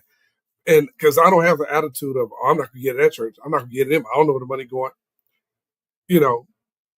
God can have the same attitude, let's be honest, with us to say, okay, you feel like that. Well, yeah, you're not breathing tomorrow morning. Yeah, that's it. You can't battle him with your personal feelings and thoughts. But when it comes to, if you see something wrong, of course, speak out on it and see something wrong. But I have no problem with tithe paying. I just feel like the church has got caught up on the 10%. And what do you do? And here's something else we could put in that too, Zeke. I've seen online, and you've seen it, where you have these pastors or preachers that tell people when they go for prayer, "Oh, I can't pray for you unless you give this amount of money. God is not going to meet your need if I don't give you this." I saw a lady tell a lady who went up there for prayer and told her, said, you give your money today? Well, I don't have it. Well, God, get off the line. Your faith is not there. God's not going to bless you. That's unscriptural based. That's not. Show me a scripture where God never. Jesus spent most of his time with the poor people, helping them. He didn't go to them. Say, "Hey, the man by the pool, you got some money?" Nah, Jesus ain't got no money. Yeah, you messed up for the day. I'm gonna go over here. "Hey, sis, you got some money?" The one with the issue of blood. "Yeah, I got some money. Come on over here. I'm gonna heal you." No, he didn't do that to people. He didn't do that to people. And I think there's nothing wrong with giving. Very good, bro. I'm just, I'm just gonna throw comments up there. It's No. response to what you said about the Levites and why they gave that 10%. They weren't allowed to have any land, so they literally they would not live or survive if somebody wasn't giving them food. And it wasn't money either. That should be very well understood. They weren't giving money; they were giving literally land. Like, you don't put money in a storehouse; you put food in a storehouse. Yeah, they gave them food, they gave them clothes and stuff like that. But they went back to something I said earlier, man, and it just reminded me of it. What you just said. Where is it at? I'm on right here. Hold on, let me share this real quick. Something I forgot. We can have our computers and share what we're looking at. I ain't think about that. But here we go. This is what I read earlier, and I was talking about this when Jesus said this. I'm going to do it out of this. He says, "Woe to you, teachers of the law, Pharisees, you hypocrites! You give a tenth of your spices, mint, and dill, and cumin," which, as we know, that was value, things of value to them back then. But he said, "But you have neglected the more important matters of the law, justice, mercy, and faithfulness. You should have practiced the latter without neglecting the former. In other words, Jesus is like, you paying all this money, but you're not taking care of people. You're not doing for your, looking out for anybody. He wasn't impressed with that. Of course, Jesus said give to Caesar's was his, give to, God was his. So I don't have a problem with the people giving to their churches at all. My only problem I have is when people tell people, what if you have poor people in your church who can't afford to pay tithes? You're telling me God is not going to look out for them. The Bible says he rains on the just and the unjust. He's not going to bless this man because he got to, do I feed my family today? Do I pay my rent? And I got 3 kids in this house. I'm a single mother. I can give this to the church, which, don't get me wrong, God can supernaturally bless people. I've seen it happen in my own family. And this is another thing too. There's another way to look at it. See, I think people are financially. This will upset some people. I know it is when I say it, but the tithe paying is good, right? There's nothing wrong with doing that. But I think God is not necessarily the 10% that blesses your life. It's the faith that you have in what you're doing that blesses your life. Do you get what I'm saying? I don't think it's, I gave 10%. Now God is going to bless me. No, it's that God saw where your heart was at, the sincerity of your heart for giving that 10%. And he blessed it because if it was only 10% people getting blessed, again, he wouldn't have told that woman who gave the mite, the smallest amount of money, which was like, a mite is like, what, a penny or something like that? If it was all about, it was less than a penny. So all the money. Don't get me quoted wrong on stuff though. Yeah, it was something small. But Jesus was like, she gave more than all of y'all who gave your 10% because it came from here. And I think that's what God honors. I don't think it's the 10% that he honors. I just think it's where your heart is when you give it, the posture of your heart. He says, be a willing giver, cheerful giver. If you're giving that 10% and you're cheerful about it, then he's got to honor what he said. Now, if you're giving that 10%, man, I'm sick of paying these niggas at church. Okay, now if things don't work out, it's because of you. It's never because of him. It's always because of us. Because he said, be a cheerful giver, give freely. But some pastors, I've seen do that, tell members, you're not paying your tithes, the church is going to crumble up and fall. Okay, I get that. I don't have a problem with giving to your church. But people in the comments saying a lot of stuff. Yeah. I see Rich diving into some of that. I was sending something put something in the back real quick. Rich. Yeah, so we're talking about that 10% right there. We're talking about that 10%. So I'm gonna pose this question real quick before we bring some pastors to the stage. I'm gonna pose this question, right? Because we talked about the conversation of 10%, and I heard it presented that the reason 10% is 10% is because it makes it fair for everybody, right? Because if I give 10%, you give 10%, there's no there's no discrepancy in the 10%. But how about this? You know why we all pay a different tax rate? Because 10% ain't the same to people, right? 30% ain't the same to you that it is to me. If I have $100 in the bank and I got to give you 10, but I got $150 worth of expenses, to Eric. I gotta get, if I got $100 in the bank and I gotta give you 10 of those dollars, but I got $150 of expenses. Well, I'm already 50 in the hole on the expenses I have. Now I'm 60 in the hole, right? But if I got $1,000 in the bank and I have $150 worth of expenses, well, 10% is nothing to me to give you that because I still got over. So, right. So there's that argument of that, right? So I pose that question. Where do you land, Eric, on that? You muted. I agree with that because say, like you just said, you're able to give 500, out of your financially, I'm in a good place for my job where I can give more, but I don't think, like we said, God judges, I don't think it's a fair thing to say God is going to put somebody who makes $20,000 a year in the same bracket as somebody who makes $100,000 a year. He understands that the Bible also says to give out of your abundance. Give out of your abundance. This man may not have an abundance. So I think God looks at that and says, okay, he given all he can give and his heart is in the right place. Because I know people, and you've probably seen this growing up in church, who didn't have money. I see people take off their watches in church or take off their rings, something of value. They say, God, I don't have nothing, but I put this in here. Hawking stuff in the church. We hawking hawking stuff in the church. going to take this over to your I've seen people do that. Watch to your local pawn shop so you can have some money and take the money. I've seen people do that before. It's like, I don't have nothing in my pockets, but, and they're like, give what you can. And then sometimes I think pastors, you put a lot of pressure on people when you do that. Say, I don't need everybody get up, get something in your hand. Don't come up here with nothing. Don't come to God empty-handed. Now you're beating people over the head like, God ain't going to do nothing for you if you don't give him $50. That's not scripturally based. It's untrue in your life. God is still going to touch people and bless people where they are. Or again, Jesus' main thing was to the community of the poor. He didn't say, poor people, now you better give the same as this rich man over here, or y'all not going to get nothing. I'm not going to do nothing for you. He never said that to us. I see people in the comments got stuff to say.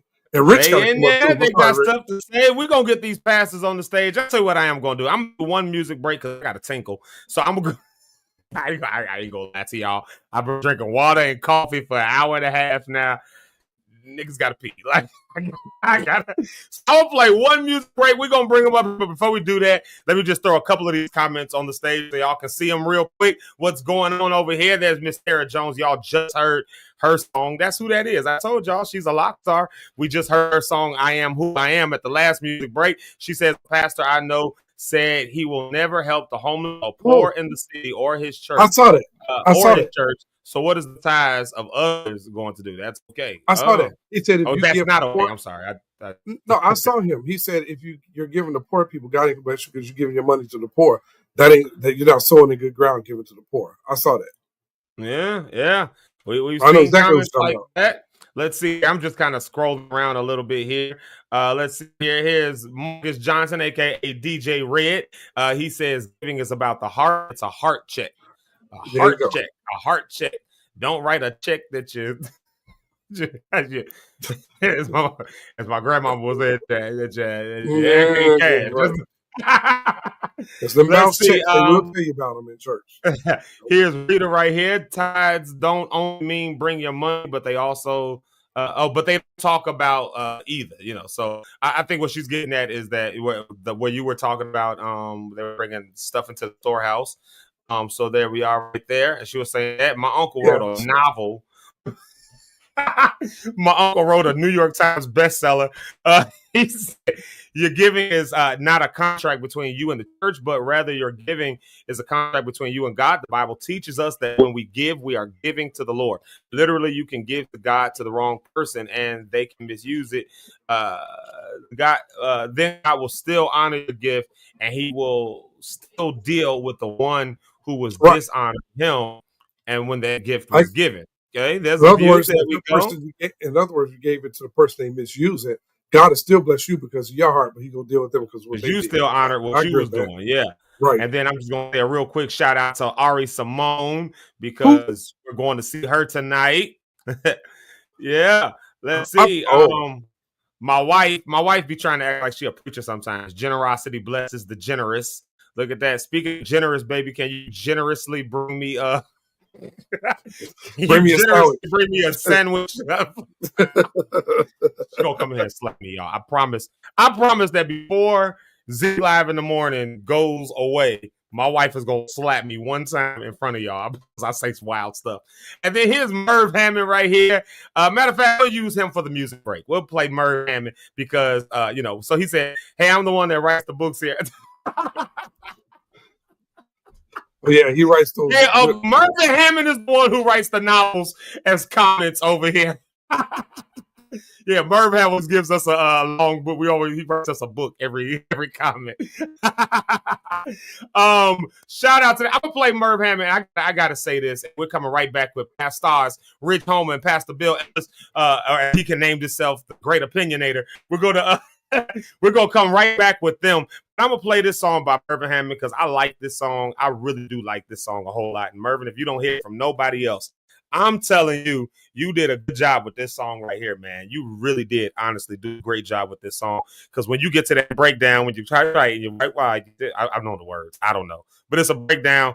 I put my stuff on the screen when it gets there and I jam out so you know the part I'm talking about. But good job on the song. Here's Mervin Hammond. Y'all keep on blowing these comments up. We're going to keep talking about tithes, money at the church. We're going to come back with a couple of pastors and hear their views and perspectives and what they're teaching their churches and whatnot. And then y'all keep on chiming in because all these different perspectives are amazing. Here he is, Mervin Hammond with Broken Vessel Music and I'll Be Okay.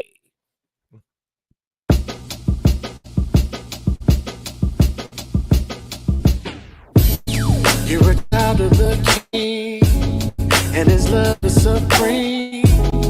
Said He knows your days and He knows your nights. You were more than just a spy. It cannot be described how you feel with pride when you choose to walk in His side and under His care you only reside. I know. Sometimes this life will go after your smile. Try to pull that away from you, oh. But don't allow the pressure to make you forget who you are. Beloved, be encouraged. Beloved, we got a promise from heaven, so we're alright, we're okay, we're alright, we're okay. There is nothing that can keep us from the life that we have in Jesus. So we're alright, we're okay, we're alright, we'll be okay. Be encouraged. I'm standing on your promises, you haven't failed me yet. You're not a man that you should lie, so I never fret. I'm so encouraged, you gave me courage, you comfort me. With the still small voice, you said you never leave. From that moment on, I knew everything was okay. Cause you conquered everything, even death in the grave. Now who am I that you should love me and have in my praise? When it comes to your ways, Lord, I'm so amazed. You remain the same, yet daily you're brand new. When I think about it, nothing compares to you. Now gold, diamonds, and pearls, Lord, I adore you. Prince of Peace, remove the thief from this temple. You're the Lord and King of Kings upon the throne. I give you glory, and glory is God and God alone. Your love is unconditional, I gotta let the world know. Nothing can separate us, no matter where I go. Beloved, we got a promise from heaven, so we're alright, we're okay, we're alright, we're okay. There is nothing that can keep us from the life that we have in Jesus. So we're alright, we're okay, we're alright, we'll be okay. Be encouraged, beloved, we got a promise from heaven, so we're alright, we're okay, we're alright, we're okay. There is nothing that can keep us from the life that we have in Jesus. So we're alright, we're okay, we're alright, we'll be okay. There are times when I forget this and I give in to pressure and I make mistakes. Tell me, what should I do? Sometimes it's a relapse. If you relapse, gotta retrack. If you retrack, it'll lead back to the King that'll bring peace back. Put your peace back, you can think right. When you think right, you can see light. With the right sight, then your life's tight. Your Christ walk will be alright. Alright. Be encouraged, beloved, we got a promise from heaven, so we're alright. We're okay, we're alright, we're okay. There is nothing that can keep us from the life that we have in Jesus. So we're alright, we're okay, we're alright, we will be okay. Be encouraged, beloved, we got a promise from heaven, so I'm alright, we're okay, we're alright, we're okay. And there is nothing that can keep us from the life that we have in Jesus. We're alright, we're okay, we're alright, we will be okay. Be encouraged, beloved, we got a promise from heaven, so we're alright, we're okay, we're alright, that can keep me from there is nothing that can keep us from the life that we have in Jesus. So we're alright, we're okay, we're alright, we will be okay. Be encouraged. They said, oh yes, we will.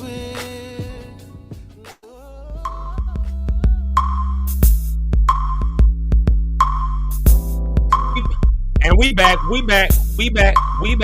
We back. Hey, y'all, we back.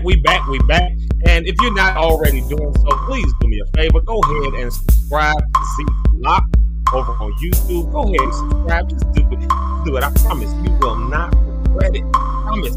Zeke Live in the morning is a great way to start your day. So please come on and please come on out here and subscribe over there on Zeke Locke on YouTube. Do all of that, and y'all hold on a second. Wait, pause the track real quick. Pause that. Let me show y'all something real quick. Something real cool happening. In case y'all don't know, this is why we want y'all to come over there and check this out.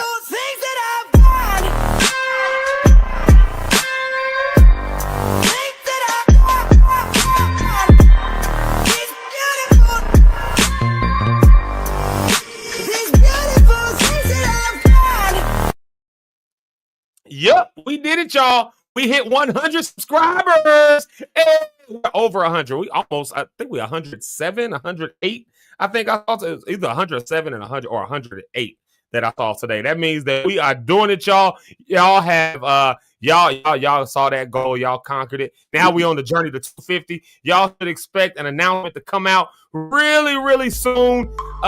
Y'all should expect an announcement to come out really, really soon with a kickback that we're going to throw in celebration. We celebrate accomplishments over here at Zeke Live in the morning, if y'all have not realized that. So let's do this, y'all. Let's get to the stage, the one and only past star, Rich Holmes, but I got to bring him up the right way. We got to bring him up the right way. I feel like way up is the right way since we listen to Josh's voice. Let's bring him up on way up. Let's bring Rich up on way up. Here he is right here, past star, Rich Holmes. Yo! What's going on? Way up Thursday. What's up, Doc? Yeah, all right. Yeah. Oh, yeah. Oh, yeah.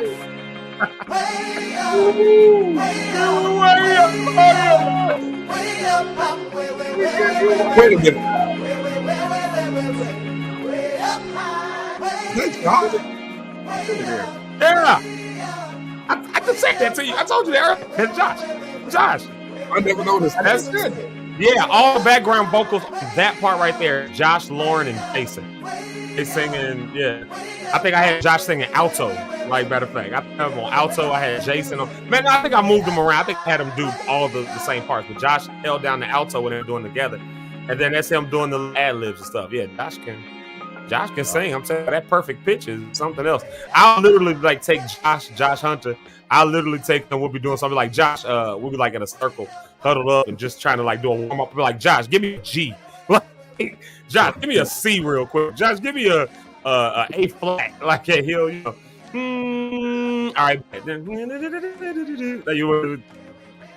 People with perfect pitch just make life so easy. Josh and Sam, having the two of them, and now I got Richard Giggs the third with me over at the church. So people with perfect pitch, I like to keep them around me because it makes your life so much easier in the music world. Yeah. So what's up, Rich? Yeah. So what's up, Rich Holmes? What's going on, Zeke, Eric, Miss Ursula, Jamaica, Marcus? What's up, y'all? How everybody Miss doing? Ursula with us now? Huh? Yeah. There she is. Oh, Miss Ursula Ellis always gets around about the 9 o'clock hour. That's one of our favorite lock stars. Shout out. Yeah, so Jamaica Rich, and Marcus saying what's up. You know we need to know how you feel as a pastor about this tithe paying. You and Bishop Ellis. Yeah, for sure. I can't wait to talk about He ain't back there no more. Like, he said he'd be back. Oh, cool. Okay. I'm like, I think we lost him. He ain't back there no more. Yes, I was looking at him like, did I remove him on accident? I hope I didn't remove it because I was taking the other thing out of the studio. So hopefully or maybe he stepped off for a second. Cool beans, though. That we done opened up a can of worms on the people on today. We done started talking about. Oh, sorry, wrong button. We done started talking about. Yeah, we done talked about. We done talked about it. We done went higher. Man, listen, we of course have started talking about this topic of tithes in the church. I'm not gonna re-explain it because I done explained it twice now. So yeah, I mean, I know you get it. Y'all part of the show, so y'all get it. But I mean, to the people who just logged on, I love y'all, but I'm not gonna spend another 5-7 minutes explaining today's topic. Right. So you got to go back. You got to rewind. If you're watching us on YouTube, you can actually do that. You can rewind. And then, you can fast forward and catch back up with us if you want to. Or you can just always go back and watch us later on Zeke Locke YouTube. So you can always go back and watch it later on. So there you have it. Yeah. So we talk about tithes in the church and people's giving and where people's heart posture is with giving and sacrificial giving and tithes. Is it mandatory versus is it a heart thing now? Are we under the law or are we under grace? Are we, should we be given this amount? Should we be able to set out? Just so many questions around it that people have. So many views that people have on it, so many places where people have landed in their own personal giving. And of course, as we're doing all this week, we're just exploring those different perspectives. And so, of course, you are walking into the pastorship. You are walking into the pastoral ship. I made that word up. There it is. Be like Donald Trump. He said the other day that he made up a word real quick. He said, what word did he say he made up? It was something like equalize. That's what he said. It was John Stewart was getting on. He was like, yeah, it's equalize. I just made that word up. It's probably the best word for it. And he goes in the dictionary. He's like, yep, there it is, right there, equalize. I knew that word. He's an idiot. Made that up. So I think I made up this word though, Doc. I think that you're walking into the pastoral ship. I don't know if that's a real word, but of course, part of that is you got to manage money for a whole organization. You got to bring the money in. You got to make sure the money is going out the right way. And of course, there's all these overhead expenses that happen.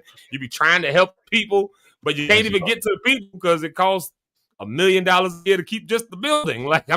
So many things, which of course causes issues for some people. They say, well, we got online now. I don't even want to come to this building. Why am I paying to uphold something I don't want to keep? Don't ask me for something that I don't want to give to because I don't want to give because I watch 7 services a week online. I don't need to come see you. So there's all these different things that people have landed on, especially in the year 2025. Now that we're here. Me and Eric have talked a whole lot, and I don't know that I've given necessarily any opinions this week. I've just kind of just pointed at perspectives, and that's the cheat code. I've not given my own opinion on any of this stuff on purpose. But I'm interested, Rich. Where do you land on this stuff? Where do you land here? I'm just interested. Man, first of all, let me say I want to shout out one of the favorite Locke stars on this entire thing, this whole show.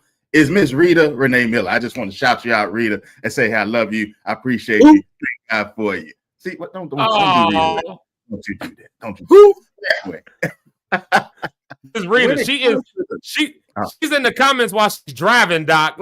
She said, I was driving. Lord have mercy. Right. So you got to see the last time. I missed her out on the last time she shouted me out. So I want to make sure I spent all the time I could and shouted her out on this one if you see her last time.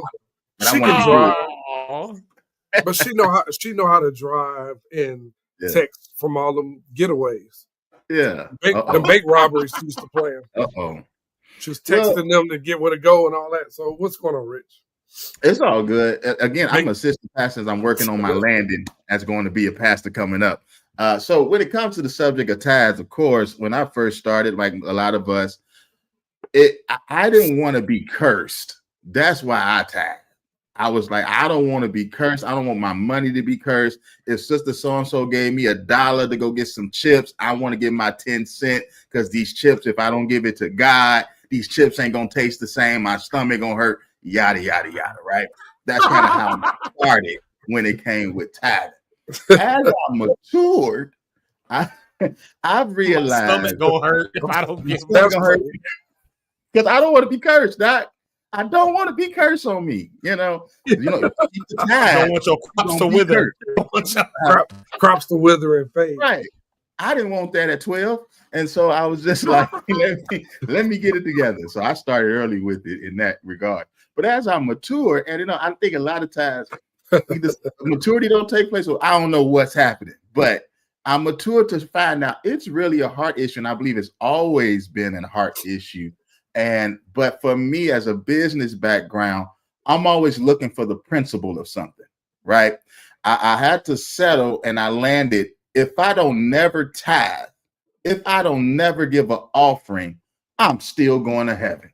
Oh my God, I was so excited just for that at one point. But then I realized Jesus said I can have life more abundantly.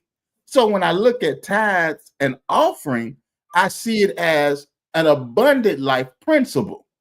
Well, I can choose to just have life and not a tithe, not offering. Jesus came, and I'm still gonna have a good time. But there's something extra over here that I've seen with the principle of tithing. But I don't want to do it where you got the tithe or you're going to hell. You got the tithe or you can't live right. You got the tithe or you're not being holy. I think that approach is challenging for me. And what I see in principle, and here's the biggest thing I saw, because I saw preachers and pastors teach it from under the law, they teach it from after the law, and they have biblical principles and everything to back up everything they saying on when it comes to do I tithe, do I not tithe. So again, like I always say, life is choice driven. You got to make a decision on what you're going to do. But when I see tithe, I saw Jesus say tithing is something you ought to do. When I saw him say that, that helped me to settle everything else. Jesus said it in the New Testament. It's something you ought to do. And it was referenced in that scripture you brought up earlier, E. Right, and so right. That's where I'm at now with it landing on tithe. Right. I agree. At least to start it off. We can go some more, but that's kind of where I start off the introduction. No. That's good. That's good there. Yeah. So, so we brought up the conversation there then around tithe, something that you ought to do. You ought to give your 10%. You ought to give to the church. You ought to make it happen. But your view is you will not die and go to hell because you didn't give tithes. Now, here's the irony. I'm with you, Doc. I have heard that preached before. I cannot tell you how many times. I probably heard that from at least 6 or 7 different preachers. Places that I was playing at on the stage right there, and they do that 30-minute giving lesson. They do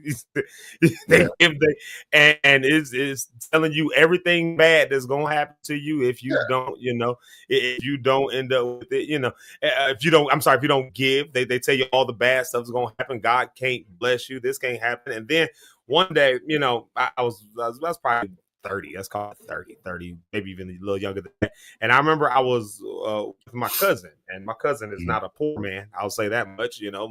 My cousin, y'all saw him on here. He told y'all, he already let y'all know on paper, I'm a millionaire. I've got millions. Yeah. I'm good. Like, right. And his thing was, so for him, I don't want to give I won't even say his name. I'll just say he was on here before, and I don't want to tell his part of the story. I'll let him sometime next time he's on kind of break this down. But his thing was, I'm around all these business people, all these other stuff. None of them go to church. And I'm looking at multi-millions around me. So for him, it became the math ain't mathing, because I learned growing up, it's not me, it's him. I learned growing up that when I give, God is going to bless me. God is going to do this. God is going to do the other. And that was the poorest I ever was the whole time I was doing that. Then when I started breaking away from stuff and I started getting around other people and other things, I started employing other principles, and boy, did things go up. But now I'm not at church giving that 10% there. Now, the principle still, though, applies, because I've watched him give to all kinds of other things. So giving in and of itself, by itself, is the principle. I think where it starts for people, starts to draw certain lines, is why does it have to be to this one specific thing, like to the church in and of itself, especially if I'm not a part of the church. And if I'm having more success by not being a part of a church, why would I come to the church now and give, knowing that I'm doing all right over here? Especially when and that's these are people who have sorted through this. They look at their books and they say, yeah, as long as I was doing that, I was down XYZ amount. I stopped doing that and I redirected this stuff. Now I'm up quite a bit. I would just challenge, what were they doing before when they was doing the principle of God? Because here's the thing, I'm around millionaires every day that I talk to on a weekly basis, and their perception of church and giving is in the same, they do it with donations. That's just what they call it. Right. But every time they get paid, they're donating to a cause. Every time they get paid, they're donating to this. So, and it's 10%, sometimes it's 15%, and they have this on their books. And I'm like, well, why don't you do it with church? And a lot of times it's because I don't see what the church is doing with the money, is the excuse, a lot of times. I don't say it's the excuse, but it's what they say. And so I'm like, well, you're doing the same thing with blood banks. So you're doing the same thing. You don't know if they're really doing this, but they have documentation. They get filings. They do all the paperwork to show proof this is where the money is going. And a lot of times our churches may not do those extra steps to do those things. But and it's the same principle. That's why I'm even with your person that you're saying. I work with people that's in business to do that, and it's just donation, and they don't do it to the church. And I still the same principle though, because the principle and the principle of tithing is there. It's just what are you going to do with it? So now I take that same principle, and I still go into the business meetings, and I talk to everybody. I do some concerts that they're doing, but I don't leave from what I started with because this is foundational. And so it's really, again, I think that's why it comes back to the heart of the matter, not so much you just doing it. Because I did it for years and didn't necessarily see the maximum benefits of it. But now that I shifted my mind from doing it to get blessed, now my mind is I'm already blessed. I just do it. So I'm not doing it to get something from God. I'm not doing it to get a blessing from God because God already said you're already blessed.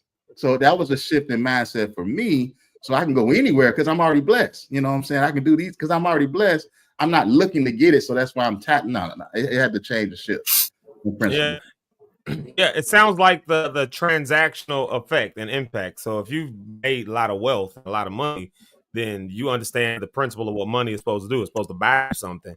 And so if I give money, I want to see what I just bought. Like no organization just give it. So and I won't even just say people, like an organization, for instance, that will give and sponsor something, right? Talk about sponsorships or donations. Those are technically donations. On one hand, it's just a matter of you for profit and not for profit, what you call it on the books. But at the end of the day, at its core, it's a donation. And the only reason people are doing that is because what am I getting out of this? So if I'm sponsoring you, am I getting my name put on the screen? Or do I just really believe in this cause and I'm giving to it? But they want to see what the money has to be converted. Money is supposed to be converted into something. I'm going to use Pastor Bill's definition, then I'm going to bring him on the stage. He said money is just a spiritual tool to, oh God, I just blanked out on the last half of it. Pastor Bill Ellis to the stage. Here we go. Money is a spiritual tool. Pastor Bill, what is that? Y'all give it up for Pastor Bill Ellis. He's on the stage now. Pastor Bill, what is it? Money is a spiritual tool. I'm literally blanking on the last half of this right here. Yeah, can you hear me? Can you hear me? Yes, sir. Yeah, a little bit low, but we hear you. All right, there you go. Maybe if I talk like this, is that a little better? No, it's the same. See there? I like that. Come on, sound man didn't really turn my mic up. He just put his hand on the fader, right? Hey, so money is a spiritual tool to unlock natural resources. Boom, there it is. There it is. I blinked out on that last half. I 40 got 40 in. I was like, money is a spiritual tool to what? I was like, what is the right? But and I was bringing that point up right here because there's a money converts into something. The only reason we even have money, you look at the history of money. Why do we have money? Well, because it was difficult to carry around 75 bags of barley. So if I can just go to and give you this right here, then you can convert it to whatever you want to. Also in a bartering system, if I'm bartering with you, I need some carrots, you need some barley, so I'll trade you for some carrots and I'll give you some barley. We'll do that. Well, what happens when now I need carrots, but you don't need barley? I can't trade with you. So what do? Come up with this system called money, if you will, right? So again, it's just a tool that's used and converted. And I'm saying that in response to what you were saying, Doc, piggybacking off of you there. Like a lot of folks that are giving in these donations and stuff like that with the expectation of a transaction that what I'm giving to is converted to the cause that I believe is supposed to be happening. And so for a lot of folks, they're saying, well, what is the cause over at the church? Is the cause just that God's going to bless me? I got millions in the bank. I don't need God to bless me. So I don't need to give for God to bless me. And this, again, real conversations that I've heard that came out of people who have means. Now, I'm not one of those people yet. I'm not one of those people yet who got millions sitting at the bank. But I get it. I get the point. But, we brought Pastor Bill to the stage. Everybody, Pastor Bill Ellis. I just brought him on the stage because I messed up his definition of money. I had to get him on real quick. So I didn't do a big introduction, but y'all give it up for the one and only pastor, APC Morgan Park here in Chicago, Illinois. Right here, the one and only, the Reverend Dr. Bishop Bill Ellis. Pastor Bill, where do you stand on all of this? So we're talking about tithes and offering. Where do you stand with the people on this? None of that. When I come here, I'm the opinionator. That's right. The great opinionator. There we go. Yeah, no title. I identify in this space as the opinionator. How about that? There you go. The opinionator. Yeah, no, and I kind of heard a little bit. I kind of heard a little bit of what Eric said a little earlier. I was moving around and I heard a little bit of what Rich said. But at the end of the day, the things that we don't talk about properly and naturally in church is how to deal with money. But not only do we not talk about how to deal with money, we don't talk about how to deal with financial literacy in the church and in our community, period, at large. So for me, of course, in the concept, I guess, or the theme of what this week has been in deconstructing, well, when you deconstruct it, you look at the concept that I come to understand that, and some people, of course, would get mad at me for saying this, but the views that I share here are not the views that reflect APC Morgan Park as a whole, or the IDC or the PAW. But what I am going to tell you is this: is just like everything else with the conversation that started, free will. Well, then, if we're going to take that concept that we have free will, then tithing is optional. Well, if tithing is optional, then it simply means that you don't get to reap the benefits of those who do tithe. And the tithe was established as a principle of covenant when you're in relationship in the faith community.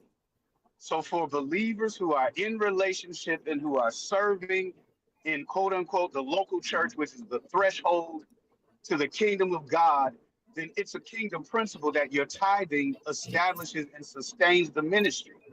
And then to address that point of understanding 10% was a general rule, 10% was a general number, or the first tenth of what you acquired, God required for you to give it to the faith community so that the faith community could have both substance and sustenance. But that 10% is equal for everybody. It's not equal giving, but it is equal sacrifice. So yeah, your $1 off of your 10, may hurt differently. I'm not going to say more or worse, but it may hurt differently than your 100 off of your 1,000. However, at the same time, the principle remains the same. And when we obey the principles of God as it relates to tithing and generosity, then we can expect a blessing from the Lord. Then we can use church and needs, and we can now put a demand, right, on God to say, because I have been faithful, because I have supported, now here it is what I need you to do for me. So I'll conclude with this, that we also give from 3 different perspectives, or at least we should. This is what I begin to teach, as AP Rich said, as my illumination came to me. But that is, we give by deed, we give by need, and we give by seed. All right. So then, if money is a spiritual tool to unlock natural resources, then when it comes to the church, if we don't have no money, we don't have no resources. So if you ain't tithing, we ain't got no money. And if we ain't got no money, we ain't got no lights, we ain't got no sound, we ain't got a building, let alone to pay everybody that serves in the ministry to do whatever it is they do. So again, when you give out of deed, that's a tithe. Tithing is a deed. That's what you're supposed to do. That's what you're obligated to do if you are a believer and you are a participant in the bride community or the faith community. All right, that's deed. That's your deed. That's your responsibility. Now, your need, that's the building fund. The building fund is a need. And if anybody goes to church, then your building needs funds, and therefore there should be a perpetual building fund. Now, I know people don't want to hear that. Well, we built the building and we paid it off. But guess what? We still got to change light bulbs. We still got to pay somebody to clean the building. We still got to, pay to make sure we just spent $50,000 putting in 2 HVAC units in our building. That's a need. So you give to a need. And then seed is where you give out of your abundance. I heard y'all talk about that. I've done my obligation. I've given need. Need also speaks to benevolence. When you support the poor, or you support the needy or the less fortunate, that's you meeting a need. But then when it comes to Right. seed, it's saying, God, I believe that if I sow this amount in faith, that you're going to cause me to be able to have more tools, to be able to have more resources, because I need something unlocked financially. And I believe by faith that I can sow a seed and God will honor that. And then there will be supernatural breakthrough or release or financial blessing. And if I got anybody in the comments that God has ever met your need and God has ever blessed your seed with the harvest, I want you to type in the comments, keep sowing, keep sowing. Preachers love preaching, don't they? Watch this. Because that's where you've landed now. Because here's where I'm going to push it back just a little bit. Here's where I'm going to push it back. Because I'm going to follow the question. I'm going to follow the questions up based on, just based on conversations and stuff that I've heard. Now, again, I'm not giving none of my opinion. I'm just giving some. So where do you guys land on this, right? So, and this is specifically to the pastors. Eric, we done yapped enough. But specifically to the pastors, right? So one argument that I've heard before is if the tithe is supposed to be what sustains the church, then why do we need the additional offering? So a perpetual building fund, for instance, would that not be part of the tithe that then is going forth, right? No. Would the tithe be a part of that? So what is the tithe for in that instance if it's not for the running of the ministry of the church? If you respond to that. All right, so there you go. All right, and so again, because we got to talk about the business of ministry. And the people that don't do ministry don't understand the business of ministry. So when the tithe comes in, the tithe, okay, let's say the tithe takes care of the structure. But now you got operational expenses. Outside of operational expenses, you've got ministry expenses. Outside of ministry expenses, you also now have vendors for events and functions that you want to put on. Of course, that can be covered under special events and whatever, that kind of thing. But now you got to slice that budget into whatever ministry line items that you have as it relates to accounting, right? So here you go. Brother Zeke, tithe is paying the mortgage, but the special offering is paying the musicians. Or so, give it, and this is my question. Why is that not an operational expense? Because there's not enough coming in to cover that. Because everybody doesn't tithe. Or two, I think that money also can go to people. Always say they should be able to go to their church for help. What if somebody comes and needs help with a bill or with food? That extra money, that's that thing. But because you have people that you go. So so to all of that is to say yes, right? If everybody would tithe, then we wouldn't have to have a special offering. Yeah. How about that? AP Rich, how about you take that card and put it in your back pocket? I think what I'm getting at is now to the practicality of it, right? So because depending on where you are, Siri is just going having a field day over here. What is Siri? I hit Siri to hear Siri. I thought I was talking to her. But again, the question comes up, right? We talk operational expenses, the practicality behind what money does. Let's say you're in a congregation, the average worker in that congregation, even if you did the phenomenal. And because as we know, if you work in church, the 20-80 rule, only about 20% of your congregation, really more like 10% of only a tithe of your congregation is probably actually given a tithe. In most churches, that's statistically the truth. 10 to 20% of a congregation is given. But let's say you conquer that and 50% of your congregation is tithing, but the average income for that congregation is $20,000 a year. And I'm saying that because I've been in places where this is actually the case, right? $20,000 a year. Now, 50% of them are giving at least $2,000 a year. But you're in a city like Chicago where the operational expenses are extremely high. Now, this $20,000 that somebody's making, they're struggling. They know you live in a city like Chicago, you making $20,000 a year. Ain't no way around you struggling.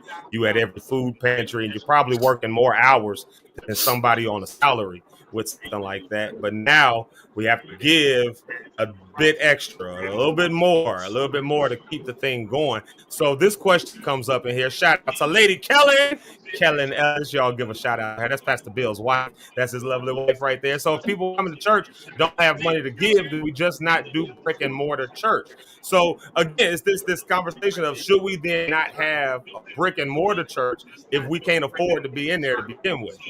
And that's, like, so if I can't afford to be in a house that's a mansion, should I be in here stressing about how to pay for this house? And does the church as a faith community, as a body or family, do we have to have those same conversations? And, I don't want to dig too much into a bunch of stuff, but do we have those same conversations as a church family when we look at our stuff and say, we can't afford to do what we're doing. We need to scale it back, or we need to do something else, because the 10%, again, because the argument that was given, the 10%, if it's supposed to sustain the church, if everybody even gives their tithes, but if it still ain't enough, it ain't enough. So what do we do to that effect if you're taxing? If we're taxing people to, I don't want to use the word taxing, but y'all know what I mean. Because taxing means money. I'm talking about if we're taxing the people in the sense of putting it on them to give more. I saw this comment that was up here. And either one of y'all pastors, y'all can approach that. I'm just piggybacking on the conversation here. But like Rita says, we ain't got no money when y'all keep coming looking for it when we in need. Like, so do I need to set this need out so I can move on to other things? If I can't afford my I don't know, if I can't afford this phone, no, I get a different phone. If I can't afford this TV service, I cut it off. If I can't do so, if it becomes a thing where people can no longer afford to go to the church, do they now cut it off, which was the church and ultimately an even worse position? I'll let y'all, I just threw a whole lot of stuff out there. I'm just doing devil's advocate. Go ahead. Yeah. Britt, you about to say something. No, I'm just man, because money is such a big thing in church. And one of I those, will argue this. Money, I would say this, just to piggyback on. Money is such a big thing for everything, even outside of church. It's just church becomes an add-on now to what's coming out of my pocket, right? Right. That's just, I'm talking about, this is the space I'm in. So because I deal with people, and this is one of the biggest 1 or 2 things that they need God is on their prayer request, on their prayer list. I need increase or I need help. Those are my top 2 that we have to deal with. So when we approach it from a biblical standpoint, a lot of people don't want to hear that part. They still want God to bless. But when I look at principles, the way I see blessing financially with God, the abundant way in the kingdom and how he operates, I ain't talking about society. I ain't talking about the world. I'm looking at kingdom principles. It's doing with giving. It comes through your giving. Now let me go to the world. When I look into the world and I see them increase, it comes through giving. It comes through giving. It comes to giving of their time. It comes to giving of their money. It comes to giving up of their credits to songs at times. It comes to giving up in so many different spaces. But in the church, it gets looked upon and frowned upon. They just want our money. I don't see how I can increase financially if I ain't got it. Well, what does your faith produce? Why don't we rely on that? And I do not like, and I don't think it's a great approach, and this is something we've worked on in our environment, in our community, is not making people feel pressure to give. Not making people feel pressure. If you don't sustain the church, we getting out of here. Well, let me correct this here. The church is Jesus' bride. And it's his responsibility to make it work. So where we took the shift, or where I look at it now, is, God, I'm putting this pressure on you. I'm putting pressure on your word to sustain, to make this thing happen, and encourage you to talk to your people, to lead them to where they go, so they can have the heart and want to going forward. That's something I wanted to say. That's something I was going to go somewhere else, but I was like, let me just pause it right there.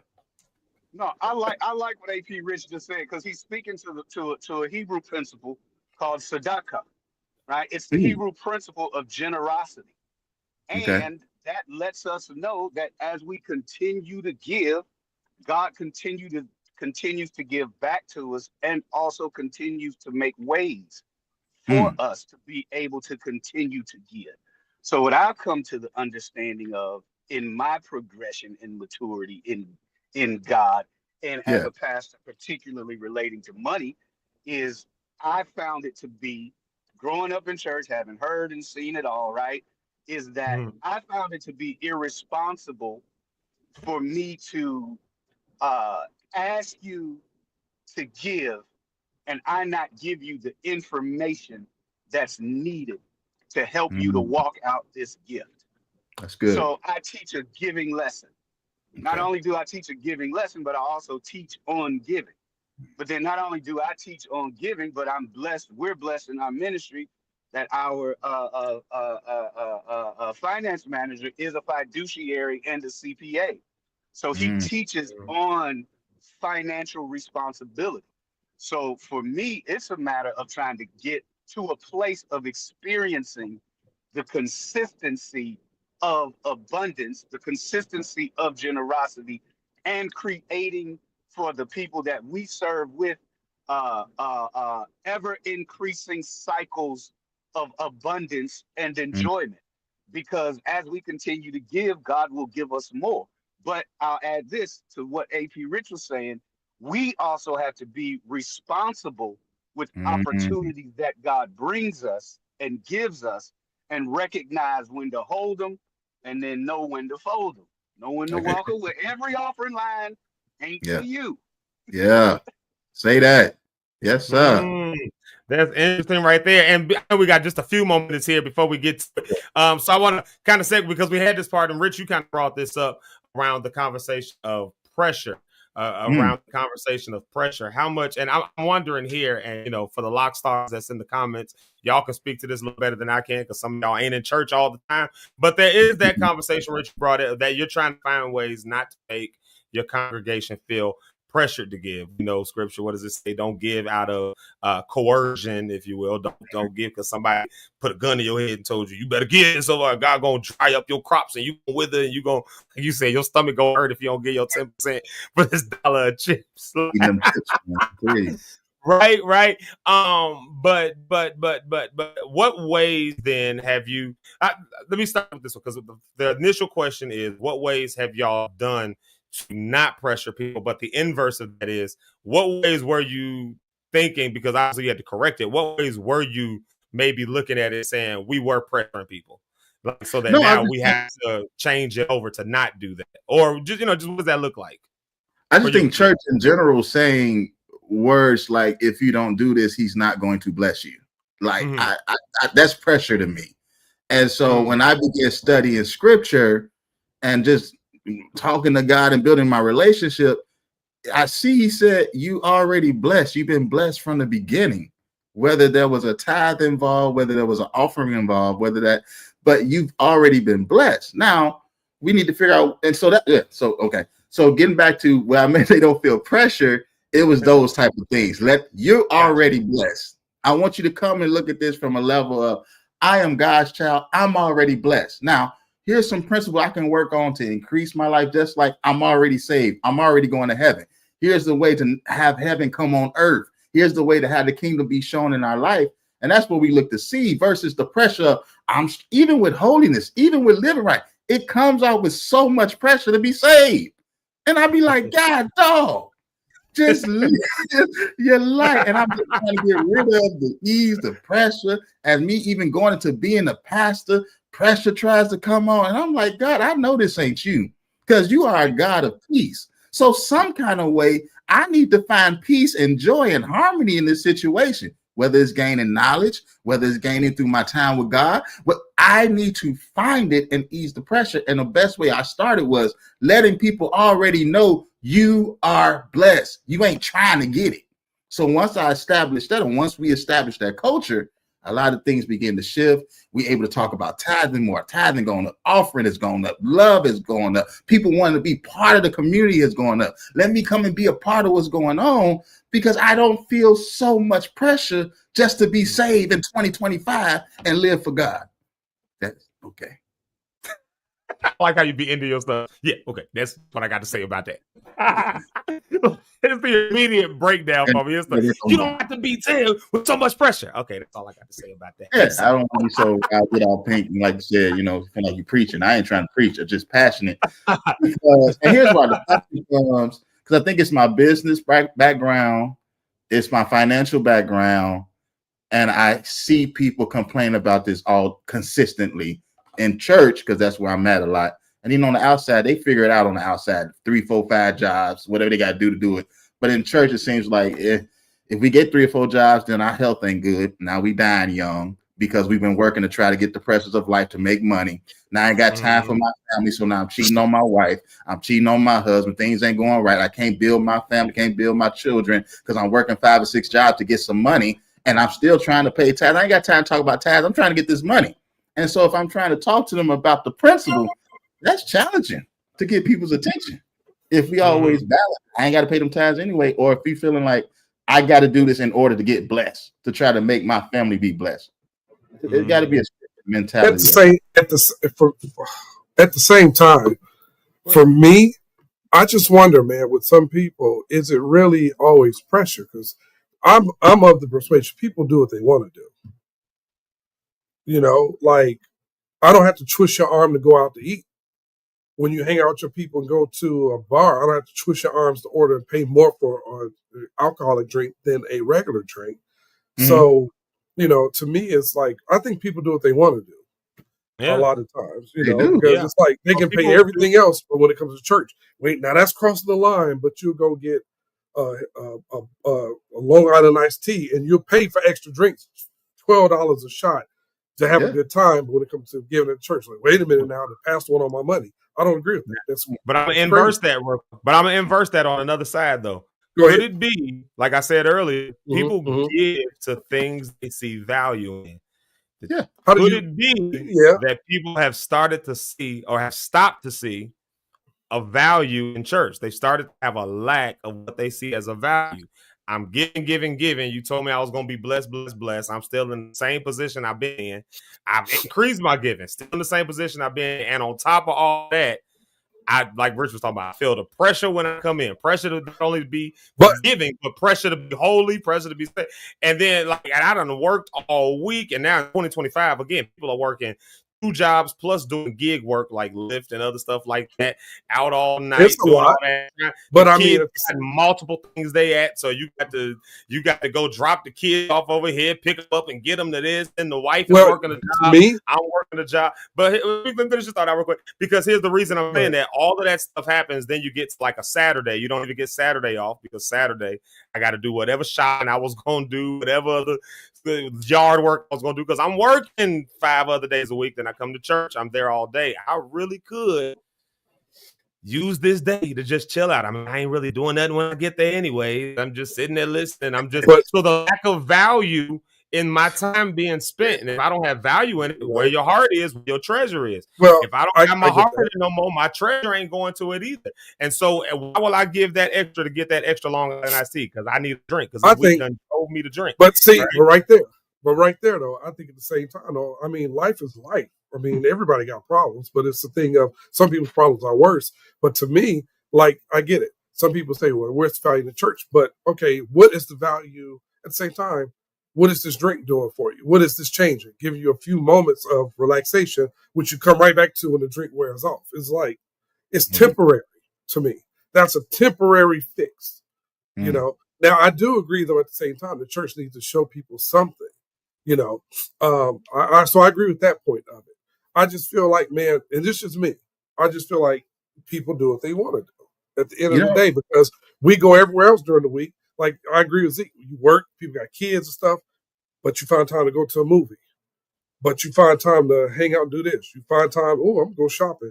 But when it comes to church, it's like, what's the value of this? But let me say this, E, just to add to what you're saying, because I'm going to come back to it, bro. What you said was, you said people, what you just say, they take the drink. It's like a temporary fix, right? For a moment. A lot of people now are using church in that same manner. That's how they've always done that. It's a temporary fix. Yeah, they've always done that. Whichever way, I see it more now where it's just a temporary fix and then they go on about the rest of their life. Right. So what are we doing to make that even a permanent thing? I know you're not saying making the drinking a permanent, but some people go back to it because it's a temporary fix over and over, but nothing ain't really changed. Yeah. Same thing with going to church. So like, how do we handle in that situation then? You know what I mean? In that scenario. To me, that's on the, to me, I think that's also on the, voice your opinion to your pastor, what you need from your church too. I mean, it's no different than you go to your job. You voice your complaints at work. When you have a complaint of something you don't like at your job, you say, I'm going to HR on this. So go talk to the pastor. Say, hey man, look, I love coming to your church, but are you going to implement this? This is what I need. My family needs. Families in the church, we need this. Are you going to implement that? But if you can't go to your pastor and have a conversation, then that's not the church for you. And I just think, you'd be surprised how many people have walked out of churches as a result of that reason. Oh, and see, that's why. Yeah, the lack of value that's in it. Yeah. And now I go to somewhere else, and then I'll blast you the line that you kick me. No, I don't blast your church, but I would. But I've seen it happen to people where they go to a church for help, and the pastor. Now, sometimes it's not even the pastor; it's the people around the pastor. I know a young lady who went to a church for financial help, and she needed it. She reached out to the pastor who saw her and said, "Yeah, I got you. Come to church, we'll take care of it." The gatekeeper said, the pastor didn't tell you that. Here's the message is from him. This is his number right here. This is the pastor. Oh, yeah, he did say that. Well, he ain't thinking clearly. We handle the money here. No, get out of here. And the woman lost her home. And how do you think she felt about the church now? She felt some kind of way. And what turned it around, Rich, was a friend of hers who went to church and said, hey, I'm sorry that happened to you. All Christians ain't that way. She says, just like you can't say all white people are bad. All this is bad. All this is bad. You can't put every church in the lump sum of your experience at the church. Because that's the case. Yeah. You will never go to work again because it's bad experience at work. You'll never go to the hospital again because you had a bad experience with a doctor. You never. And she showed her something different. She went to this church and they told the pastor that church what happened. He immediately went. He didn't go to the church money. The pastor took out his checkbook. It was like, how much is your rent? Okay, here you go. What about your kids? You got daycare? And then they start covering extra expenses. Then that Sunday morning, he didn't blast her in front of the church what the pastor did when they did the tithes and they did the secondary offering, whatever for the church. He took that and over half of that, it's a couple of thousand. He gave the girl the majority of that. The church may have kept 500 out of sales, 5,000. He said, take this to get another partner for your family. The church took her in. And now that woman feels different. But again, man, I think sometimes some churches are selfish. Some pastors are stingy. And then some of the gatekeepers. I think when you're a pastor, man, you got to have the right people around you because those people can affect your ministry too. But that's just a situation where I think the church, and I agree with Zeke though, if you go sometimes some church you go to and you complain, you kicked out. By the end of the pastor ain't trying to hear you. The deacons got you up under the arm like this. But you know what? So many places like that. Wow. There's a lot of them. But there's so many places like that. Yeah. And there's a lot of churches. Yeah. And in some churches, you can't even come to the pastor. Some churches, and I get this. When you become a mega pastor, it's kind of hard if you got 20,000 members to talk to everybody. And that's why you have people in place. But sometimes those people, it's impossible. But then the problem is this. Those people, sometimes the people you put in charge don't have the heart of that pastor. And like that one girl, she was turned away from church. She hated church. Like, yeah, God, your Bible says this your thing. She flipped the Bibles over and all that. But then now she came to a place where one person was able to say, that's not everybody. Yeah. And when she took her straight to her pastor who said, what's your need? Okay, where my checkbook? Told her I get a checkbook. And they started writing checks or everything. How much is your rent? They didn't ask her, show me proof of your rent, show me this. What do you need? Says, how can we help you? And the pastor said, you ain't got to join here. I just want to help you. So there's some good pastors out here, people. Don't think we're not saying all pastors are dirt bags. Rich, and part of my disclaimer was 99%. Part of my disclaimer was you did say that 99% of churches and pastors are not trying to drag you for your money. They're not. Oh, but we got some dirt bags out here. Oh, we got some dirt bags out here now. We can name them.